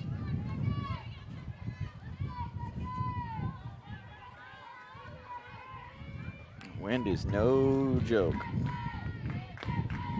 That's why you like to think a team like Florida Southwestern State, with the speed that they have, would have an advantage in a game like this. But Chipola also has some speed on the base paths to go along with their power. So both teams are able to play small ball. This is a day in a venue that you have to be able to play small ball, and that may be what hurt some of the teams here at this tournament. Getting ready to say that about Central Florida. Could have been Central, could have been Northwest. 83 home runs on the season. 88 home runs on the season. When you come in, and now they average 9.5 runs. Those weren't all from home runs. So they've obviously know how to play a little bit of small ball and play some other things. But when you're not used to having to do it for an entire tournament, it can be a problem. But it also hurts when you give up 19 runs in your last 2 games, and Northwest Florida gave up some runs as well. And you know, it's tough. You can blame whatever you want. It's a tough situation for the teams, again, that come here and just don't play up to the potential that you know that they have. So a leadoff, no, not a leadoff walk, a second batter of the inning walk after an out. So still not ideal, but not as bad as a leadoff walk, and that'll bring up Verona Sorrento. Sorrento, the first baseman for Chipola. She's 1 for 2 on the day. Grounded to the shortstop in inning number 1 and in inning 3. Singled, but was stranded at first by a Courtney Davis ground out. Tell you what, it feels good in this window right here. Yes, it does. Wind blowing in. That went in there for a strike. Gorgeous day in Vero Beach. Actually, a gorgeous weekend in Vero Beach. Not had any weather issues, thankfully. Oh, you're right, not a cloud in the Both sky. for our equipment sake and for the sake of the tournament. Throw down, no. I thought she might have swipe tagged her right there, but safe at second base. You know, and that throw is even more difficult with that wind.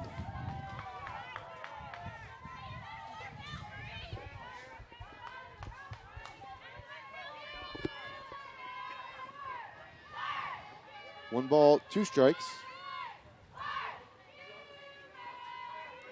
Lopez now on second.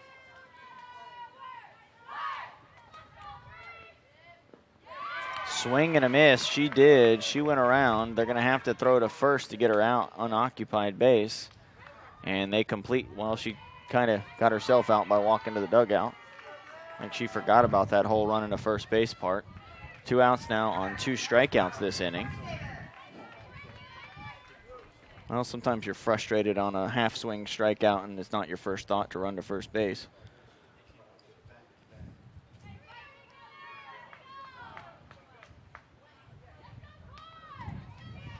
You have to complete the out on a strikeout, catching it. If you don't, if the bag is unoccupied, you have to throw it down, or if it's the 3rd out.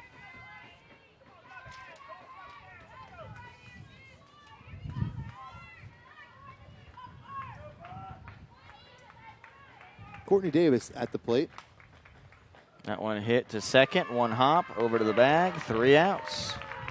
So we'll go to the bottom of the 5th. Chipola strands a runner at second base. The Buccaneers are coming to bat, and they've got Kayla Rangiafa, Molly Rourke, and Holly Ann Dorn due to bat. You're watching the FCSAA State Championship right here on the FCSAA Sports YouTube channel.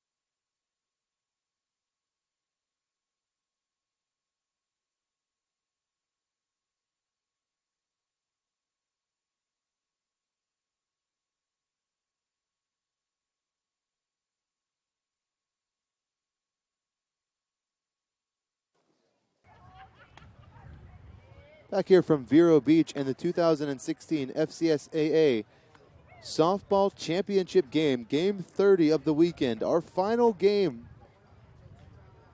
Pitching now for Chipola College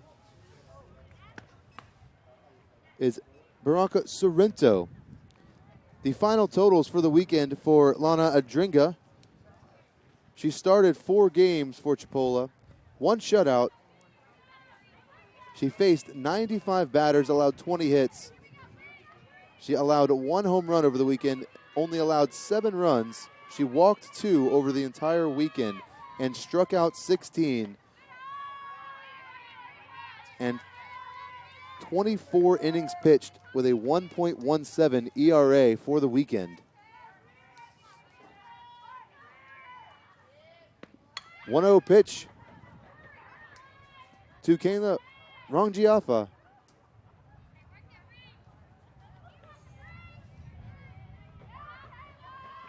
Count 1 ball, 1 strike to the Buccaneers designated hitter, designated player.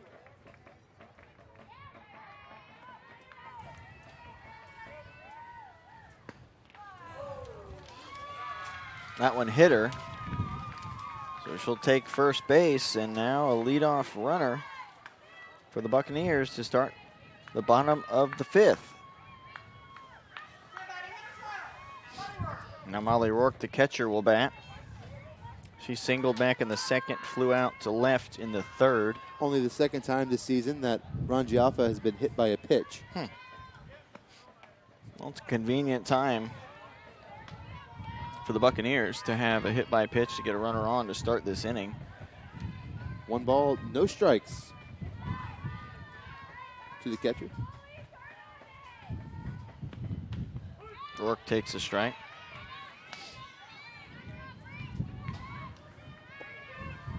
One runner at first, FCSAA State Championship game. Rourke, a 5'10 freshman out of Jacksonville, Paxton School of Advanced Studies.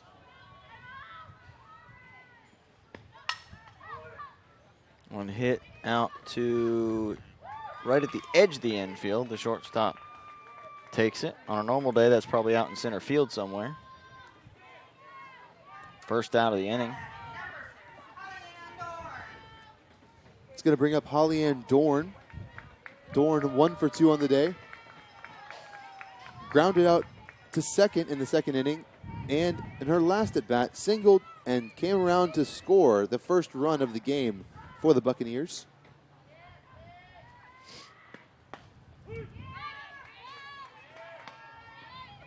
First pitch strike called by the home plate umpire.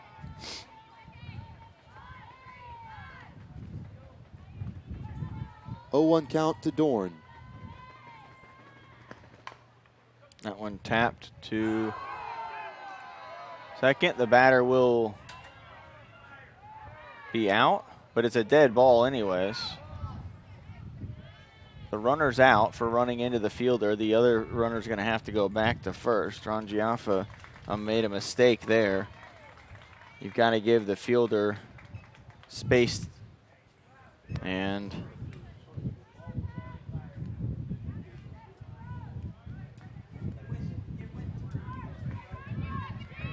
she would have fielded it. She would have fielded it pretty cleanly on that. So we got runner's interference. Runner interference on Ron Giaffa for the second out.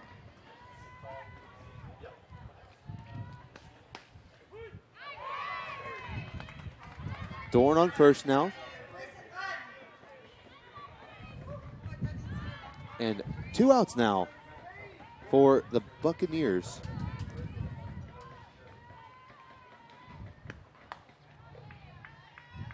Count 1 ball, 1 strike to Grayson Gladden.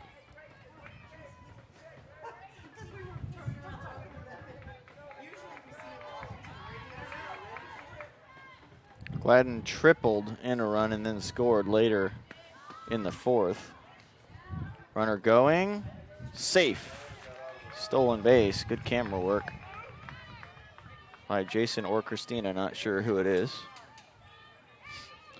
Count is 1-2. 2 outs.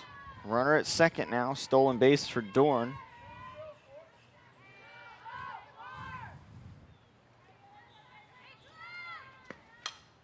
One hit out to left, foul. Out of play.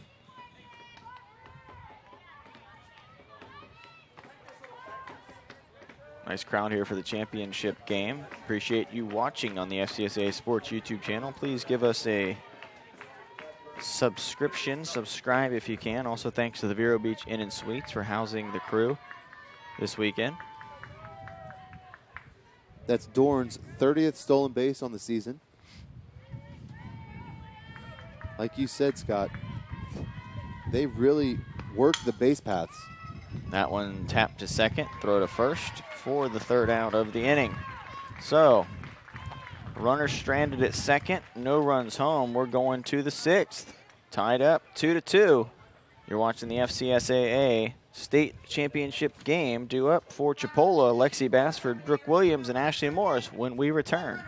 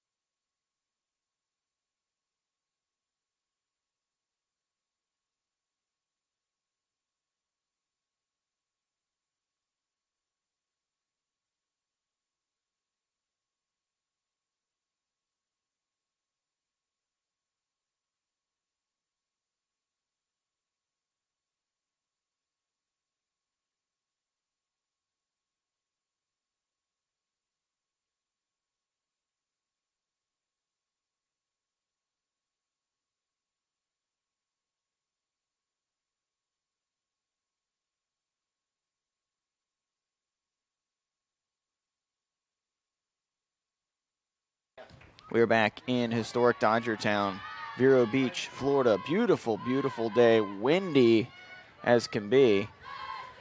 Blowing Good in day from to go left center. windsurfing, fly a kite, or go sailing. Thank you, Tyler.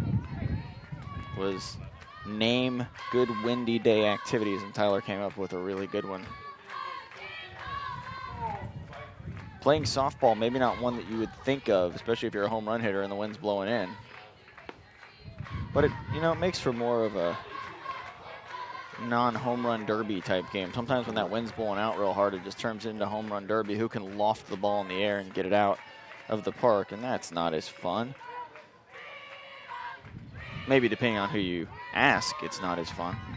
If you're one of those batters, it's a fun. If you're a home run hitter, you're absolutely correct. We would have had to turn everything around.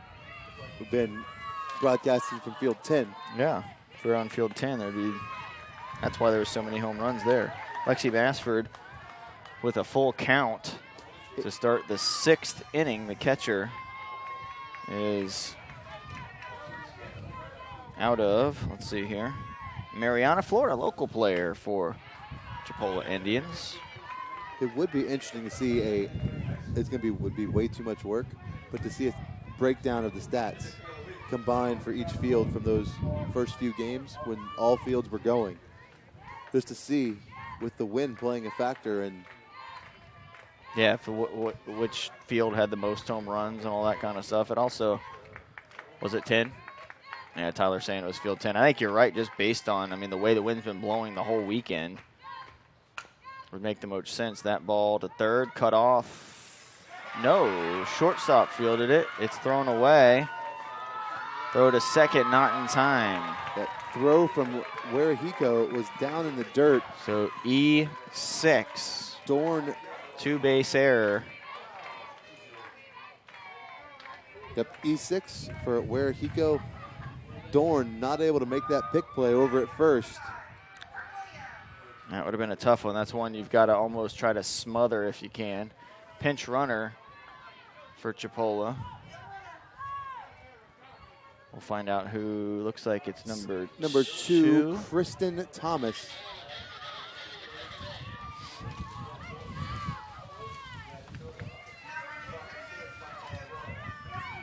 So pinch runner here in the 6th. Kristen Thomas. I have her as number 15 on my roster sheet, but she's wearing number 2 today, it looked like. Thomas is a freshman out of Port St. Joe, Florida.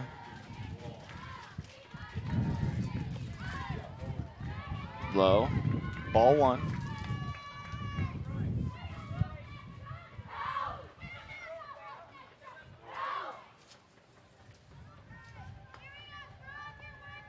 Checking her signals.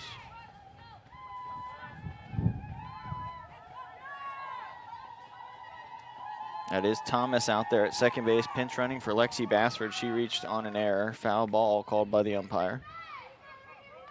This is the FCSAA state championship game. Chipola College, Florida Southwestern State College in their first year of softball since re-adding athletics, formerly Edison Community College. Yeah, it's always good to see teams adding sports. Gotta love it.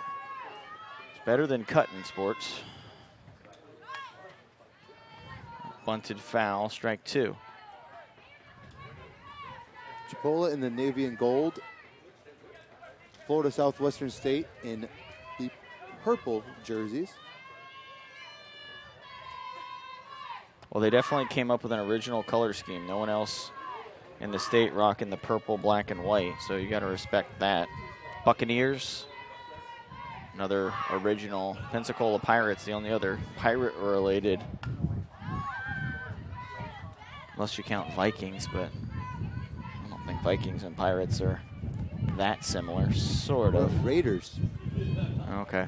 Yeah, Raiders. Two those sets are of Pirates, Raiders. right? Yeah, it's true. Seminole and Northwest. I always forget Raiders, We actually had a Raider-on-Raider game, Seminole versus Northwest yesterday, and earlier today, I called it the directional game, Northwest and Florida Southwestern.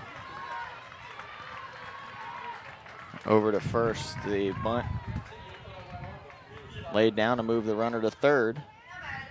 Well, they know how important that one run can be in a game that has limited scoring. One run could be the difference in the game.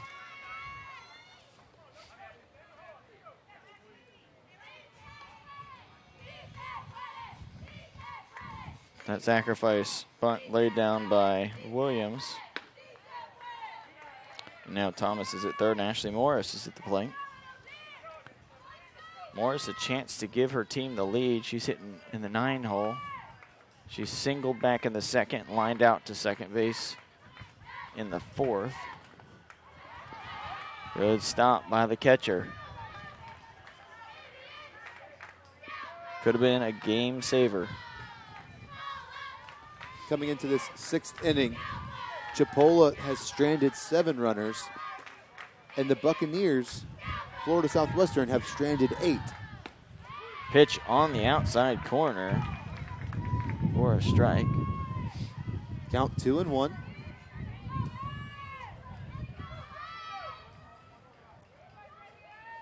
To the Chipola third baseman. One tap to the shortstop, look the runner back. And the problem with looking that runner back there, you allow the runner did to she reach fake first. the throw? Oh, no. You have to take the out. The score is tied. You have to take the out. Oh.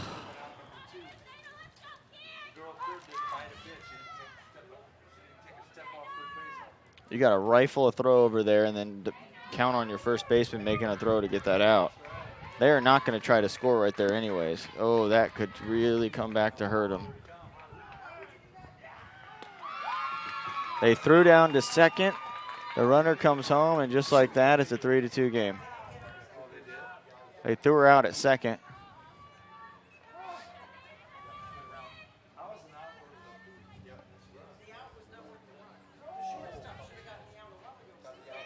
Well, it is 3-2 now, and this has just been a weird sequence of events that's no kidding occurred right here. Well, Chipola now leads. After all that, that's how a run scores. Change up low, ball 1. That's just, you know, Ball those, like you said, you can't charge them for a mental area, right? Right.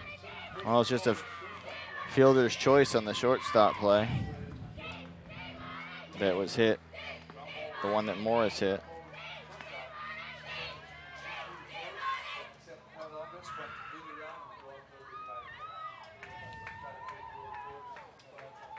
And then the run scores on the squeeze play at second. She hits one to second, and an infield single. Would have scored a run anyways.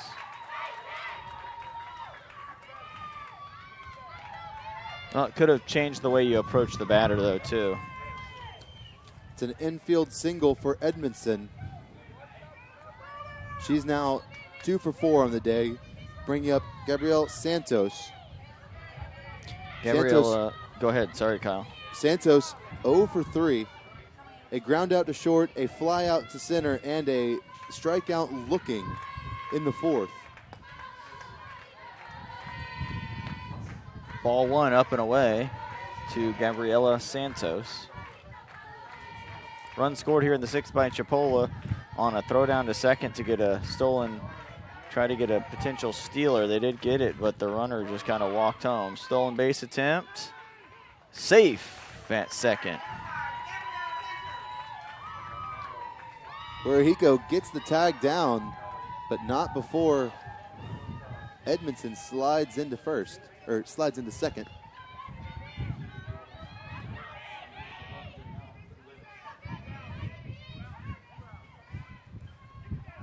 Two and 0 count, 2 outs, runner at second.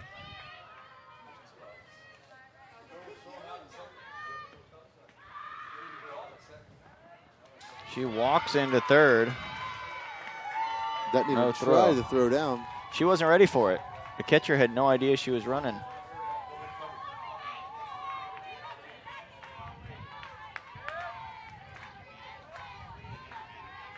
So back-to-back stolen bases by Dana Edmondson to move her over to third. Strike on a 3-0 pitch. After the single.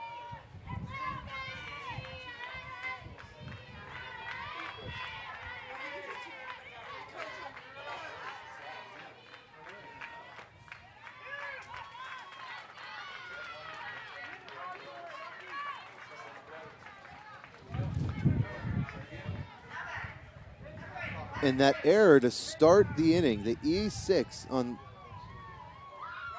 Werehiko, really coming back to haunt. Yeah, they tend to do that.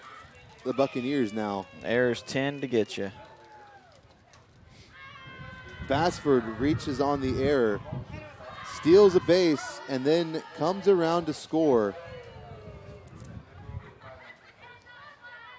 on the throwing error, nonetheless.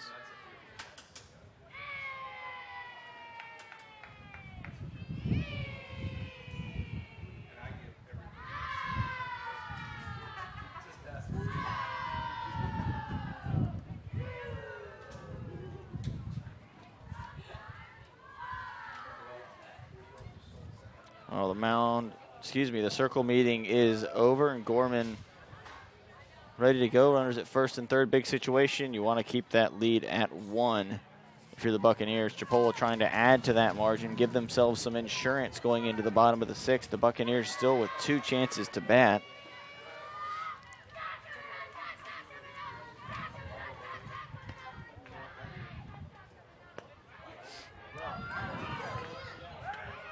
They've got her in a rundown, but nobody covering the bag, so second and third a play. That seems like something that was drawn up. The Buccaneers not able to get the out. So runners at second and third. That was a ball.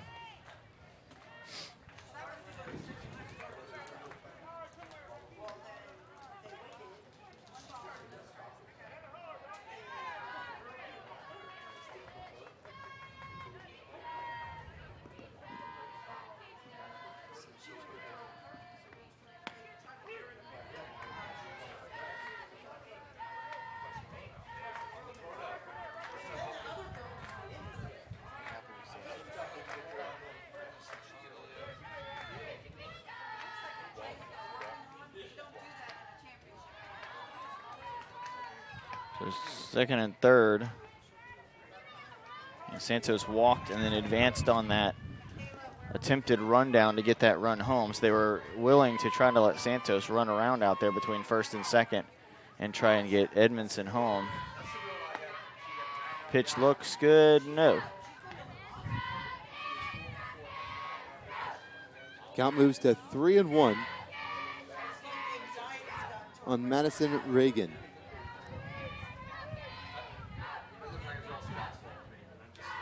Reagan 2 for 3 on the day. Ball 4. So Reagan will walk, and now Naleli Lopez will bat. Bases loaded, 3-2.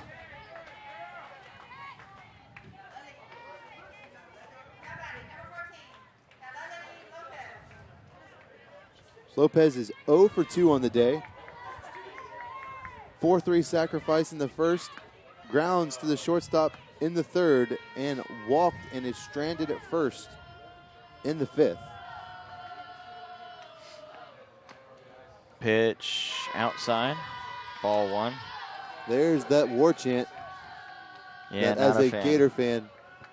Not a fan as a Gator. But It's right now they're ahead, so they are doing everything they can to just try to distract the pitcher and maybe get a run walked in. 1-1, good pitch to get me over pitch. Needed to throw a strike. She's walked back-to-back batters now. 1 ball, 1 strike, 2 outs to Naleli Lopez. Lopez belts one out to right. And 2 runs come home to give Chipola a 5-2 lead. Big time hit for Lopez, and I was just about to say Lopez knows she's going to get something to hit because you are not going to walk in a run right there if you're Gorman. Just absolutely no way. You've walked back-to-back batters. You're going to throw strikes. You just threw a get-me-over strike. You're going to throw another one probably, and she did. Lopez sat on it and drove one out to right field and plated 2 runs. That single by Lopez scores Edmondson and Santos. I'll give Lopez credit with a good at-bat. Waited for a pitch she could handle. Hit it out to right field. That's where you want it to go. And 2 runs scored. First and third, 2 outs. And Sorrento up. And Chipola has now taken a 5-2 lead over the Buccaneers from Florida Southwestern State College. 3 runs here in the 6th.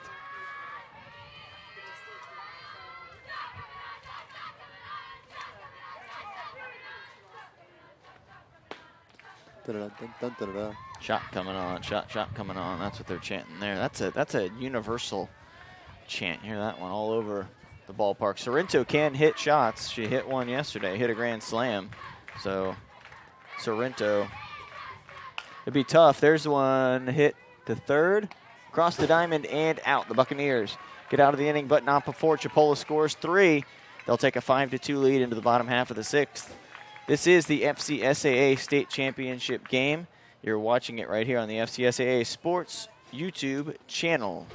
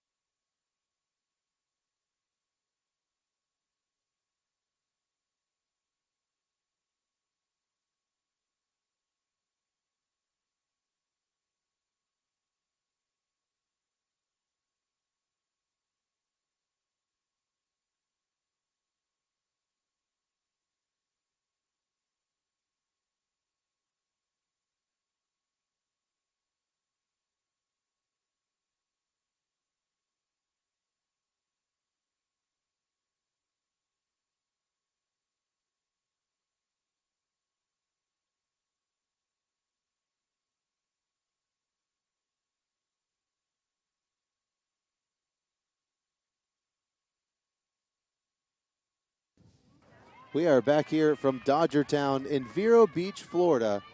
Kyle Wilson and Scott Jamieson here. We are now moving into the bottom of the 6th. Due up for the Buccaneers. Michaela Warrico, Savannah Ritalik, and Sam Luckett. The Buccaneers now trail the Indians from Chipola by a score of 5-2. They are down 3 with Couple of bats left, yeah. 6 outs 6 remain. outs. So no time to waste. Stepping in is Michaela Warrico. She's had a great weekend, and she tries to lay down a bunt. Tries to get on base. Well, you need base runners, but she just happened to bunt it right back to the pitcher. The pitcher, Sorrento, made a nice play. Throw it over to first base. I personally have again, that's the difference between softball and baseball. But you've got to get a base runner. Well, baseball, you try to bunt for hits and stuff, too. I see what you're saying. After going 4 for 4 yesterday with 9 RBIs. Well, today she's struggling a little bit. She was 0 for 2, so maybe she felt like that was her best opportunity. I would agree with you. It's for somebody who can hit the tar out of the ball to try to lay down a bunt. But I think in her mind, she's just trying to figure out something to help her team. Lexi Betterman will now bat.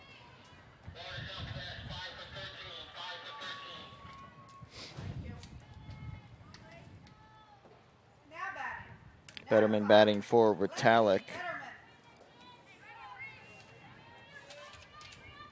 Betterman hitting .291 on the year in 103 at-bats. She scored 11 runs, 30 hits, 1 double, and has driven in 7.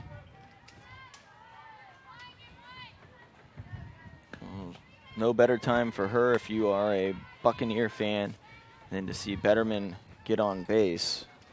1-1 the count. Both teams headed to Utah.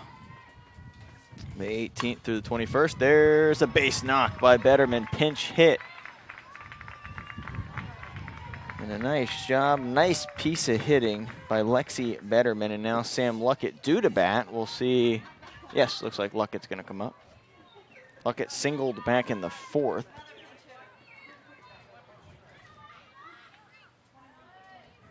But they are going to pinch hit Tori Foster. Tori Foster will hit for Luckett. Well, it worked with Lexi Betterman, so why not give it a whirl with Tori Foster, see if she can do something. Foster, a 5'2" freshman from Baker, Florida, Baker County High School. Nice.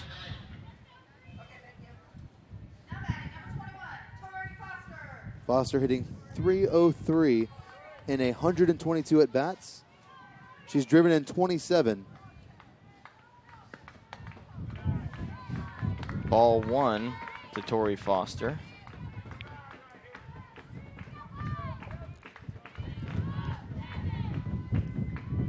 Sorrento in the circle.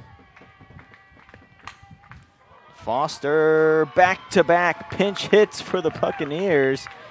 I think Foster and Betterman are saying, Coach, put us in at the national tournament. We'll come up with hits for you. Coach Murray, guarantee he's taking note of that. It's a couple big hit by freshman pinch hitters. Well, the whole team's freshman. I think you're also looking, yeah, true. I think you're probably, another big part of that is they're giving their teammates some scouting report. Swing early in the count on Sorrento. Don't let her get ahead of you. That brings Sam Luckett back in. She's going to re-enter for Tori Foster. So Sam Luckett back running at first base. You couldn't do that in baseball. There's another difference. Once you come out, go take your cleats off and relax because you are done. That's kind of what I like about softball. Take them out, you can put it right back in. It's kind of cool. You can do it once. I can't take her back out and put her back in. I've killed my eraser this weekend because of that. Yeah, mine too. This one's, they're about gone. We got to get new pencils. Luckett with the single to move. Foster with the single. Now Luckett back in to run. That's what's throwing me off there. And Betterman out there at second. Bunt, foul. That's Marta Fuentes at the plate. Fuentes, 1 for 3 on the day. Grounded to short and third in the first and fourth inning. In between that, in the third, singled and was stranded on second. Fuentes has been one of the most reliable players for Coach Murray all season. Pitch was a ball. A crowd wearing Chipola gear not happy. 1 out, 2-1 count, 2 on. That one's a strike. Now 2-2.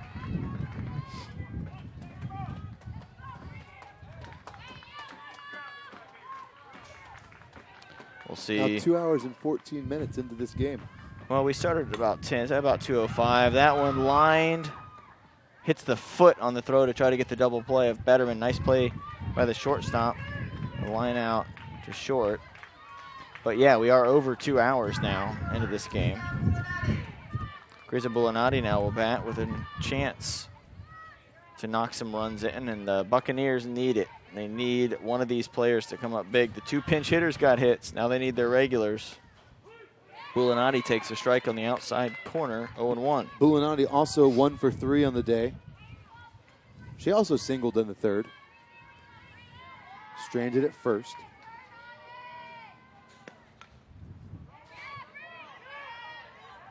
Fouled that off her ankle. That one doesn't feel good. Seen that a couple times today, or a couple times this weekend, excuse me.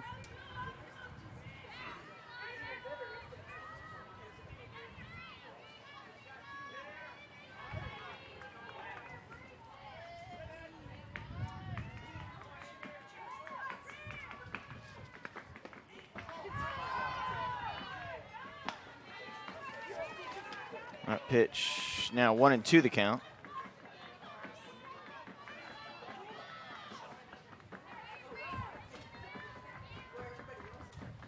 Pitch, 1-2, popped. No, almost made a spectacular catch. That was almost a really, really nice catch in foul territory.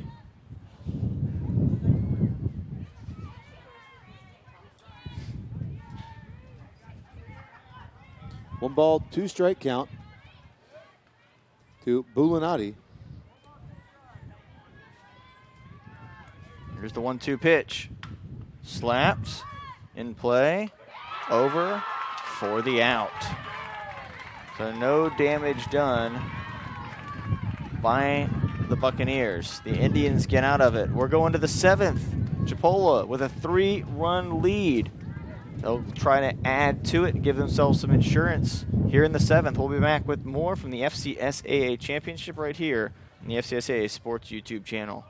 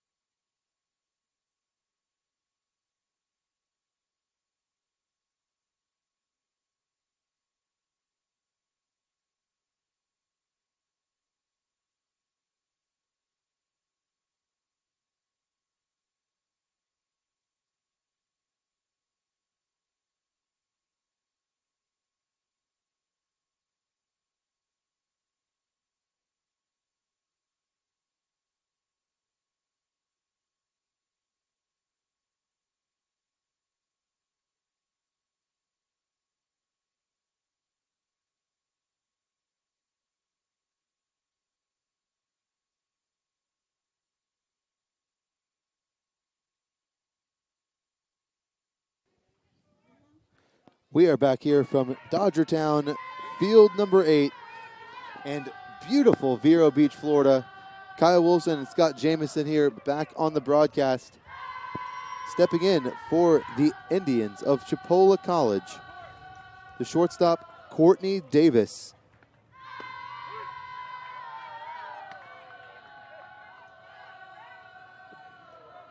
Davis, 0 for 3 on the day. Grounded out to second twice and flew out to center field in her first at bat. Tap foul.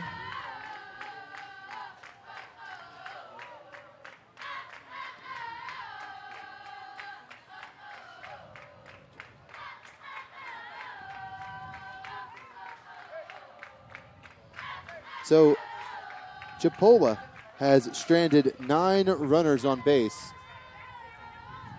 through this point in the ball game. The Buccaneers, Florida Southwestern, have stranded 10 runners on base.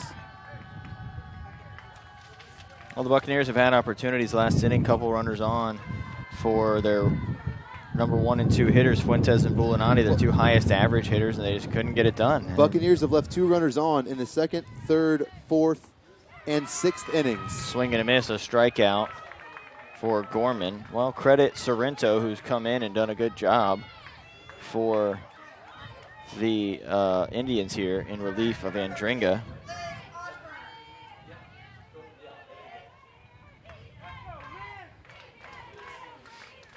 Now batting, number 13.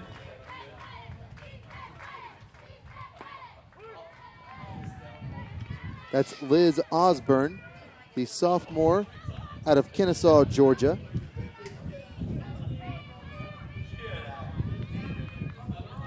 Osborne, a .242 batter on the year.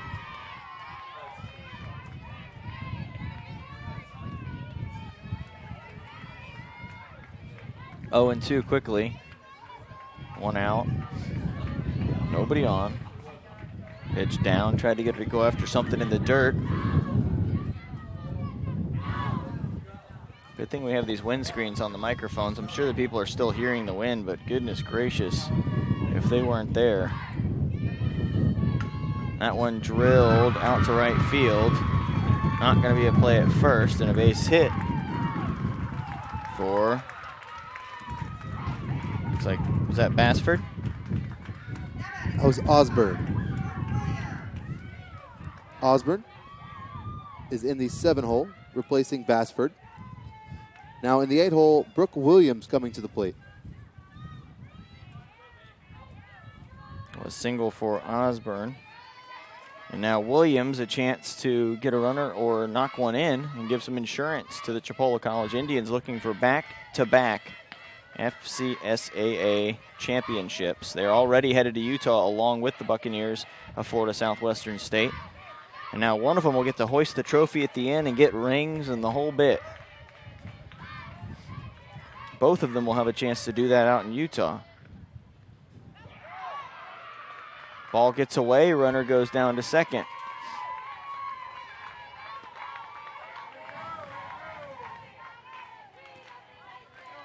Osborne moving over to second on the pass ball. 1-1 count now, 1 out, runner at second. Gorman going to have to work out of a jam to keep this score at 3.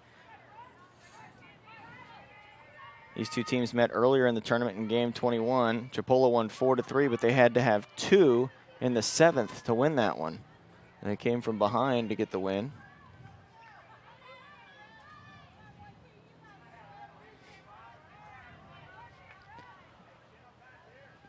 This one is for all the marbles. FCSAA championship on the line. We are in the 7th. It's been a long weekend for both teams. This is the 3rd game of the day for the Buccaneers. First game for Chipola. Give credit to the Buccaneers. They look like it's still their first game. They're still a hop in their step. They're still playing well with energy. Williams 1 for 3 on the day. Correction, 1 for 2. She slaps that ball that's at her face. That ball was maybe over her head. So an out made by the Buccaneers. And now 2 outs, runner at first. And Ashley Morris will come to the plate. Morris is 1 for 3. Fielder's choice back in the 6th. Then was caught stealing. Yeah, that's right. And a line out in the 4th and a single back in the 2nd. Runner goes, ball gets through the wicket. 5-hole. It's another pass ball. Understandably so. One more of those and they could have a 6th run on the board.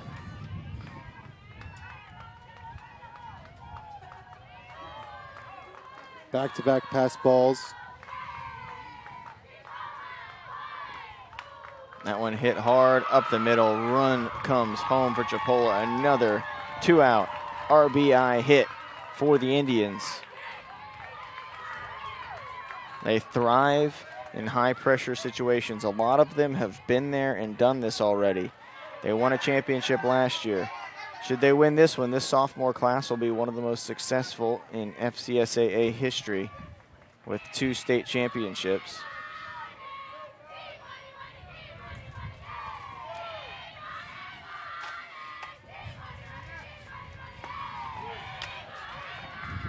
The last time teams won back-to-back state championships, you have to go all the way back to 04-05 when Indian River Community College at the time did it.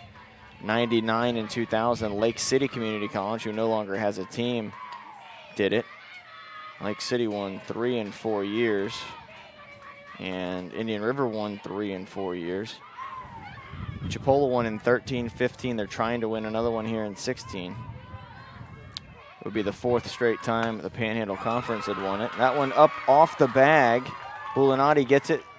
Runner holds. I thought she was going to try to throw behind the runner. She probably should have. Rangi Alpha might have had a chance at her, but a nice hard hit ball, a single.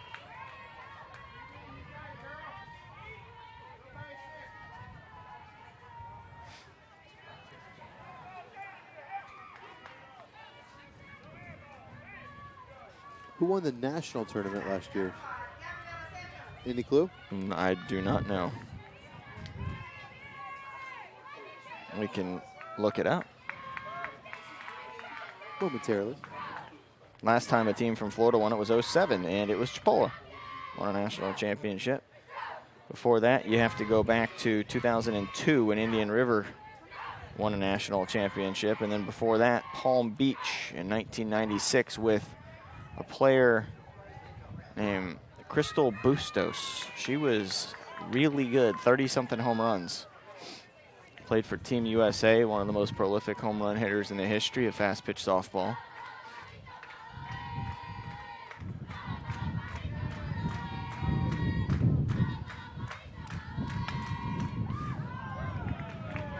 That is going to get them out of the inning. So it's come down to this for the Buccaneers. 3 outs to try to come back. Chipola College needs 3 outs to win back-to-back FCSAA championships.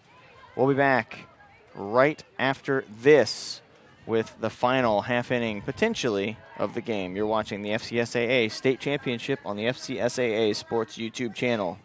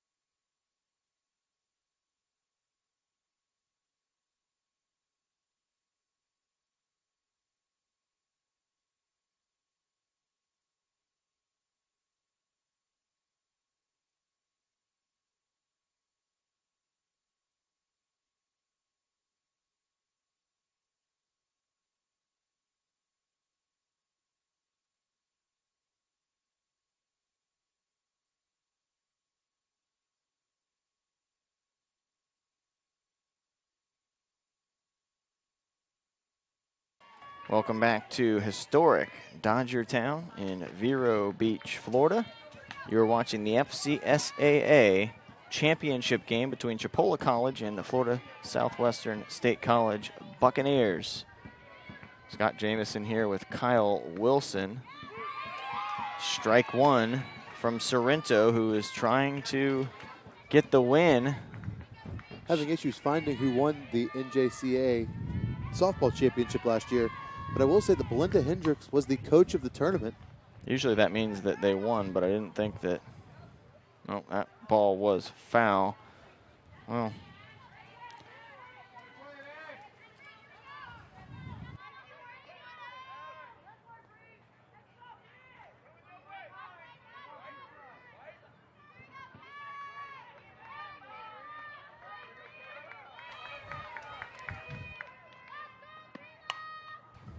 that one hit out to left, underneath it for the first out. Now Chipola 2 outs away.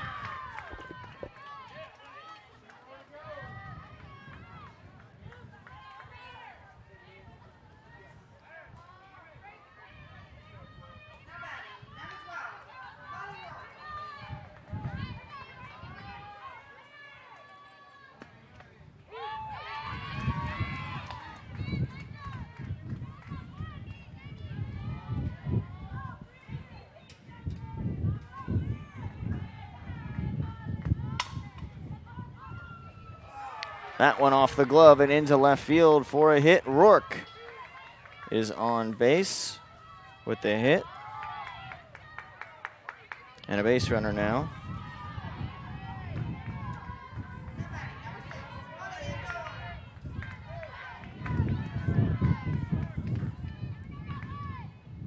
Dorn will now bat. Holly Ann Dorn, the only sophomore on this team.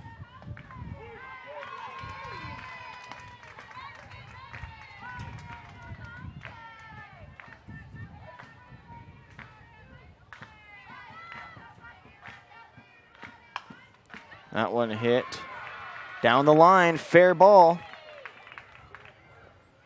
Slides in safely, second and third.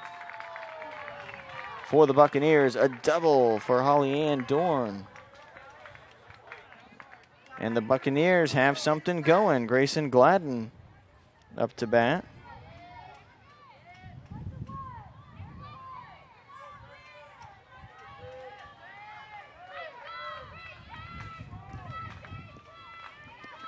So Gladden now with runners at second and third.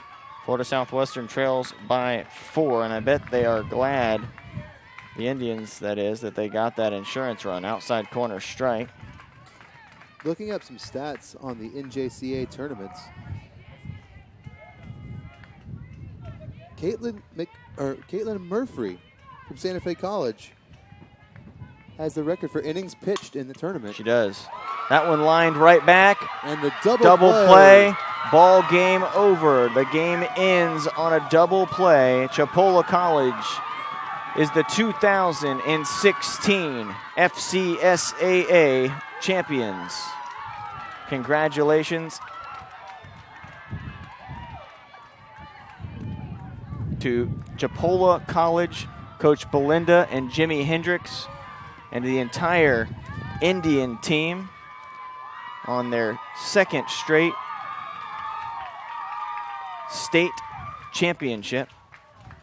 And again, both teams are headed to Utah, but congratulations are in order for the Chipola College Indians. Don't go anywhere because we are going to have the trophy presentation coming up shortly. Once again, Chipola College Indians, the 2016 FCSAA champions. They will represent the FCAA as District G winners. District H winners, Florida Southwestern State College, will also be going to Utah.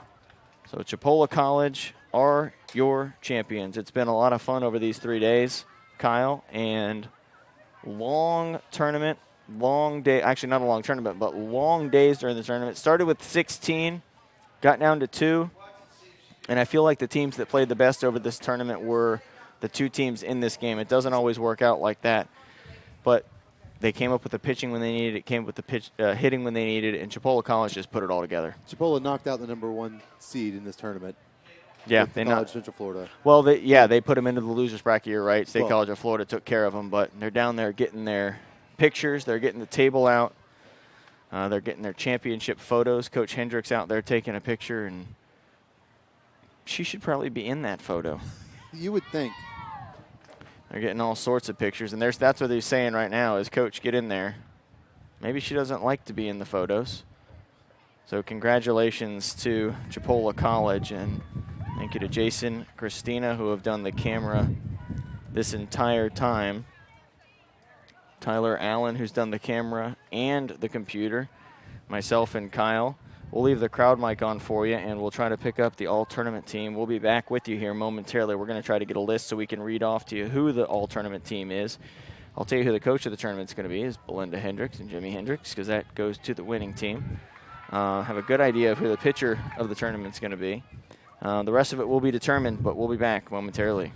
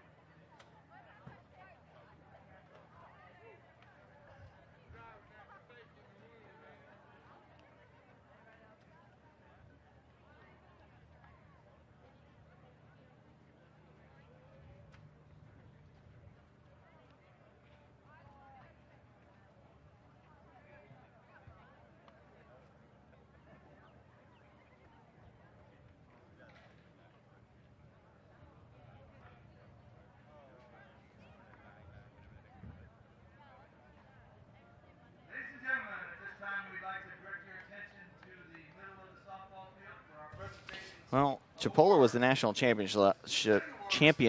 It's embarrassing that we didn't know that, but it was in the booklet. We just didn't look hard enough for it. So Chipola will be going for back-to-back national championships. They won it last year. Congratulations to the Indians on that. And now congratulations again. So they've won the last 3 championships they've been going for. They didn't win their conference this year, but it didn't matter. They played well when it mattered. So now we're going to turn this over to Roger, who's going to give us the awards.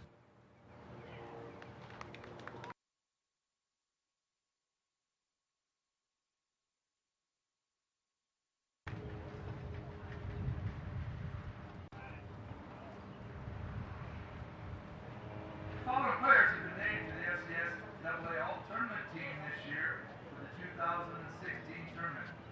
Following players please come to the awards table as their names are called to be recognized. Our 2016 All-Tournament team. Our pitchers from Chipola College, Alana Andringa. From Southwestern State College, Courtney Getton. State College, Brooke Kirshner. From Northwest Florida State College, our first catcher is Hannah Sparks. And our catcher from Florida Southwestern State College, Molly Rourke.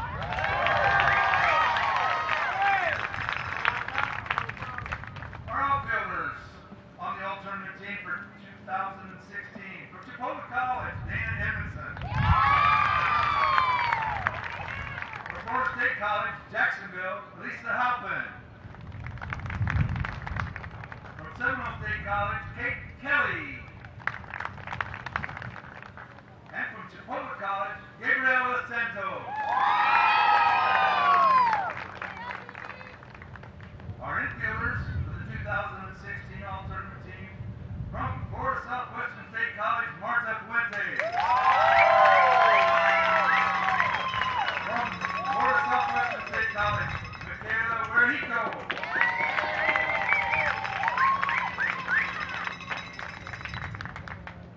From Florida Southwestern State College, Holly Ann Dorn.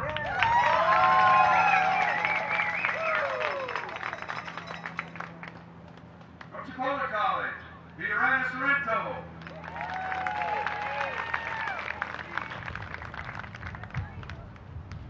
And from Chipola College, Ashley Morris.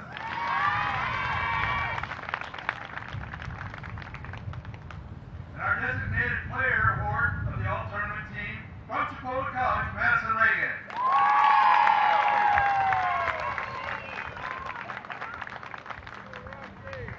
And our MVP of the 2016 all-tournament team, she hit .625 for the season, led the Chipola College for the tournament, led Chipola College to the state championship, Dana Edmondson.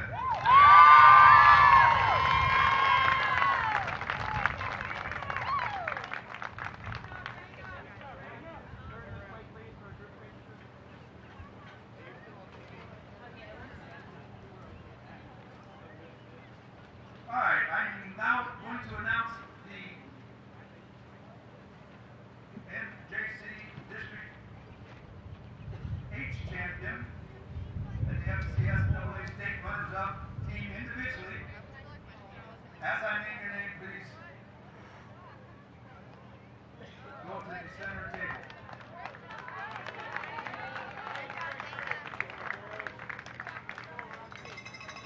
The NJCAA District H champion and FCSAA state runner-up is Florida Southwest Buccaneers. Freshman number 1, Teresa Bolonati.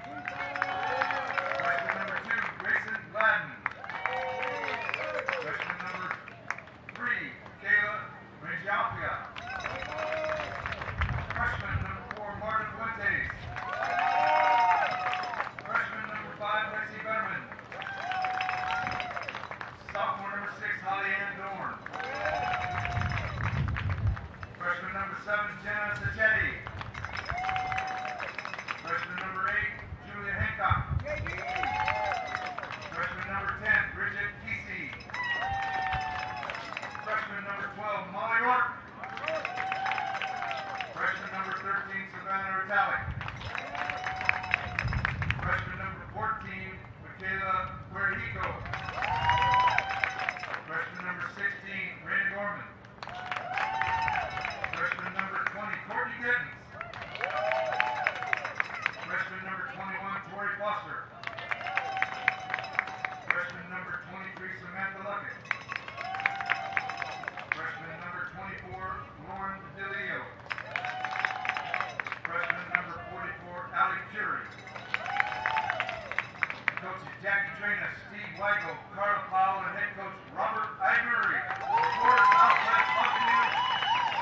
going to Utah.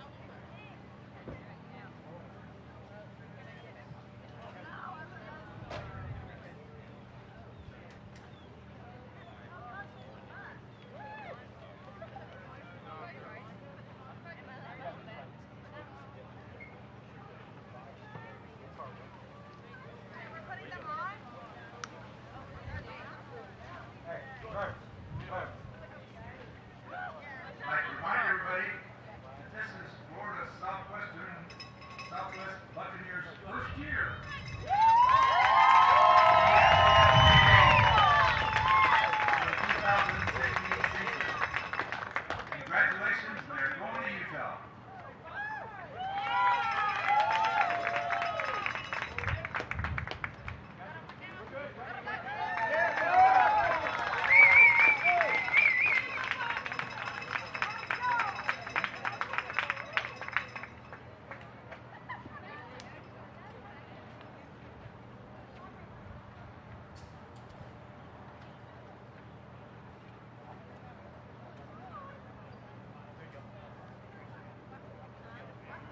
And now let's meet the NJCAA District G champion and the FCSAA 2016 state champion, the Chipola College Lady Indians.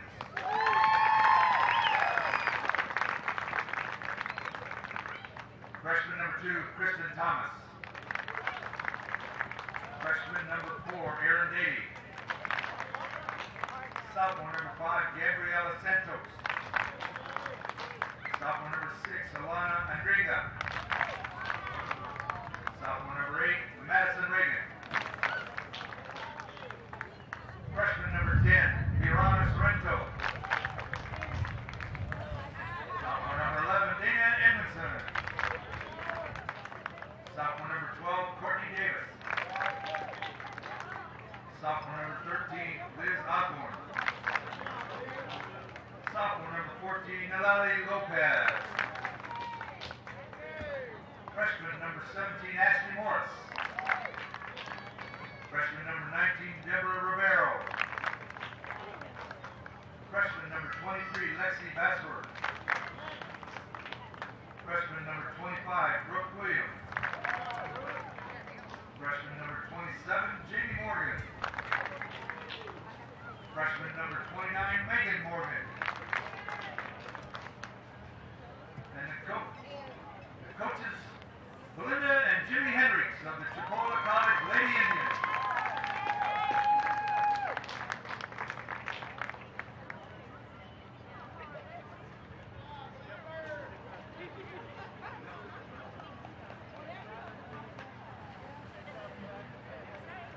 It's also my pleasure to announce the FCSAA Co-Coaches of the Year for 2016. No surprise to any, Jimmy and Belinda Hendricks are Coaches of the Year 2016.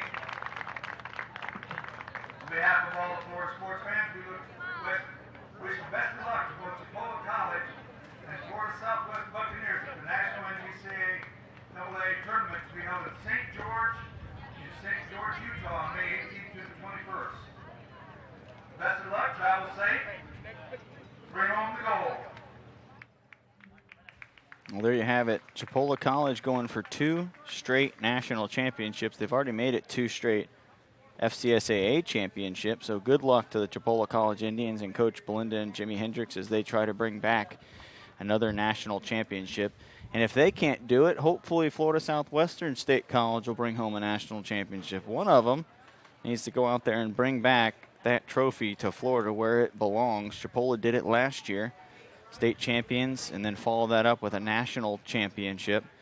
And they've done it again this year. Despite not even winning the Panhandle Conference, it didn't matter. They were playing well when it mattered, and that was here in Vero Beach. So congratulations once again, state champions, defending national champions, and they'll have a chance to go back out there and win a second straight national championship.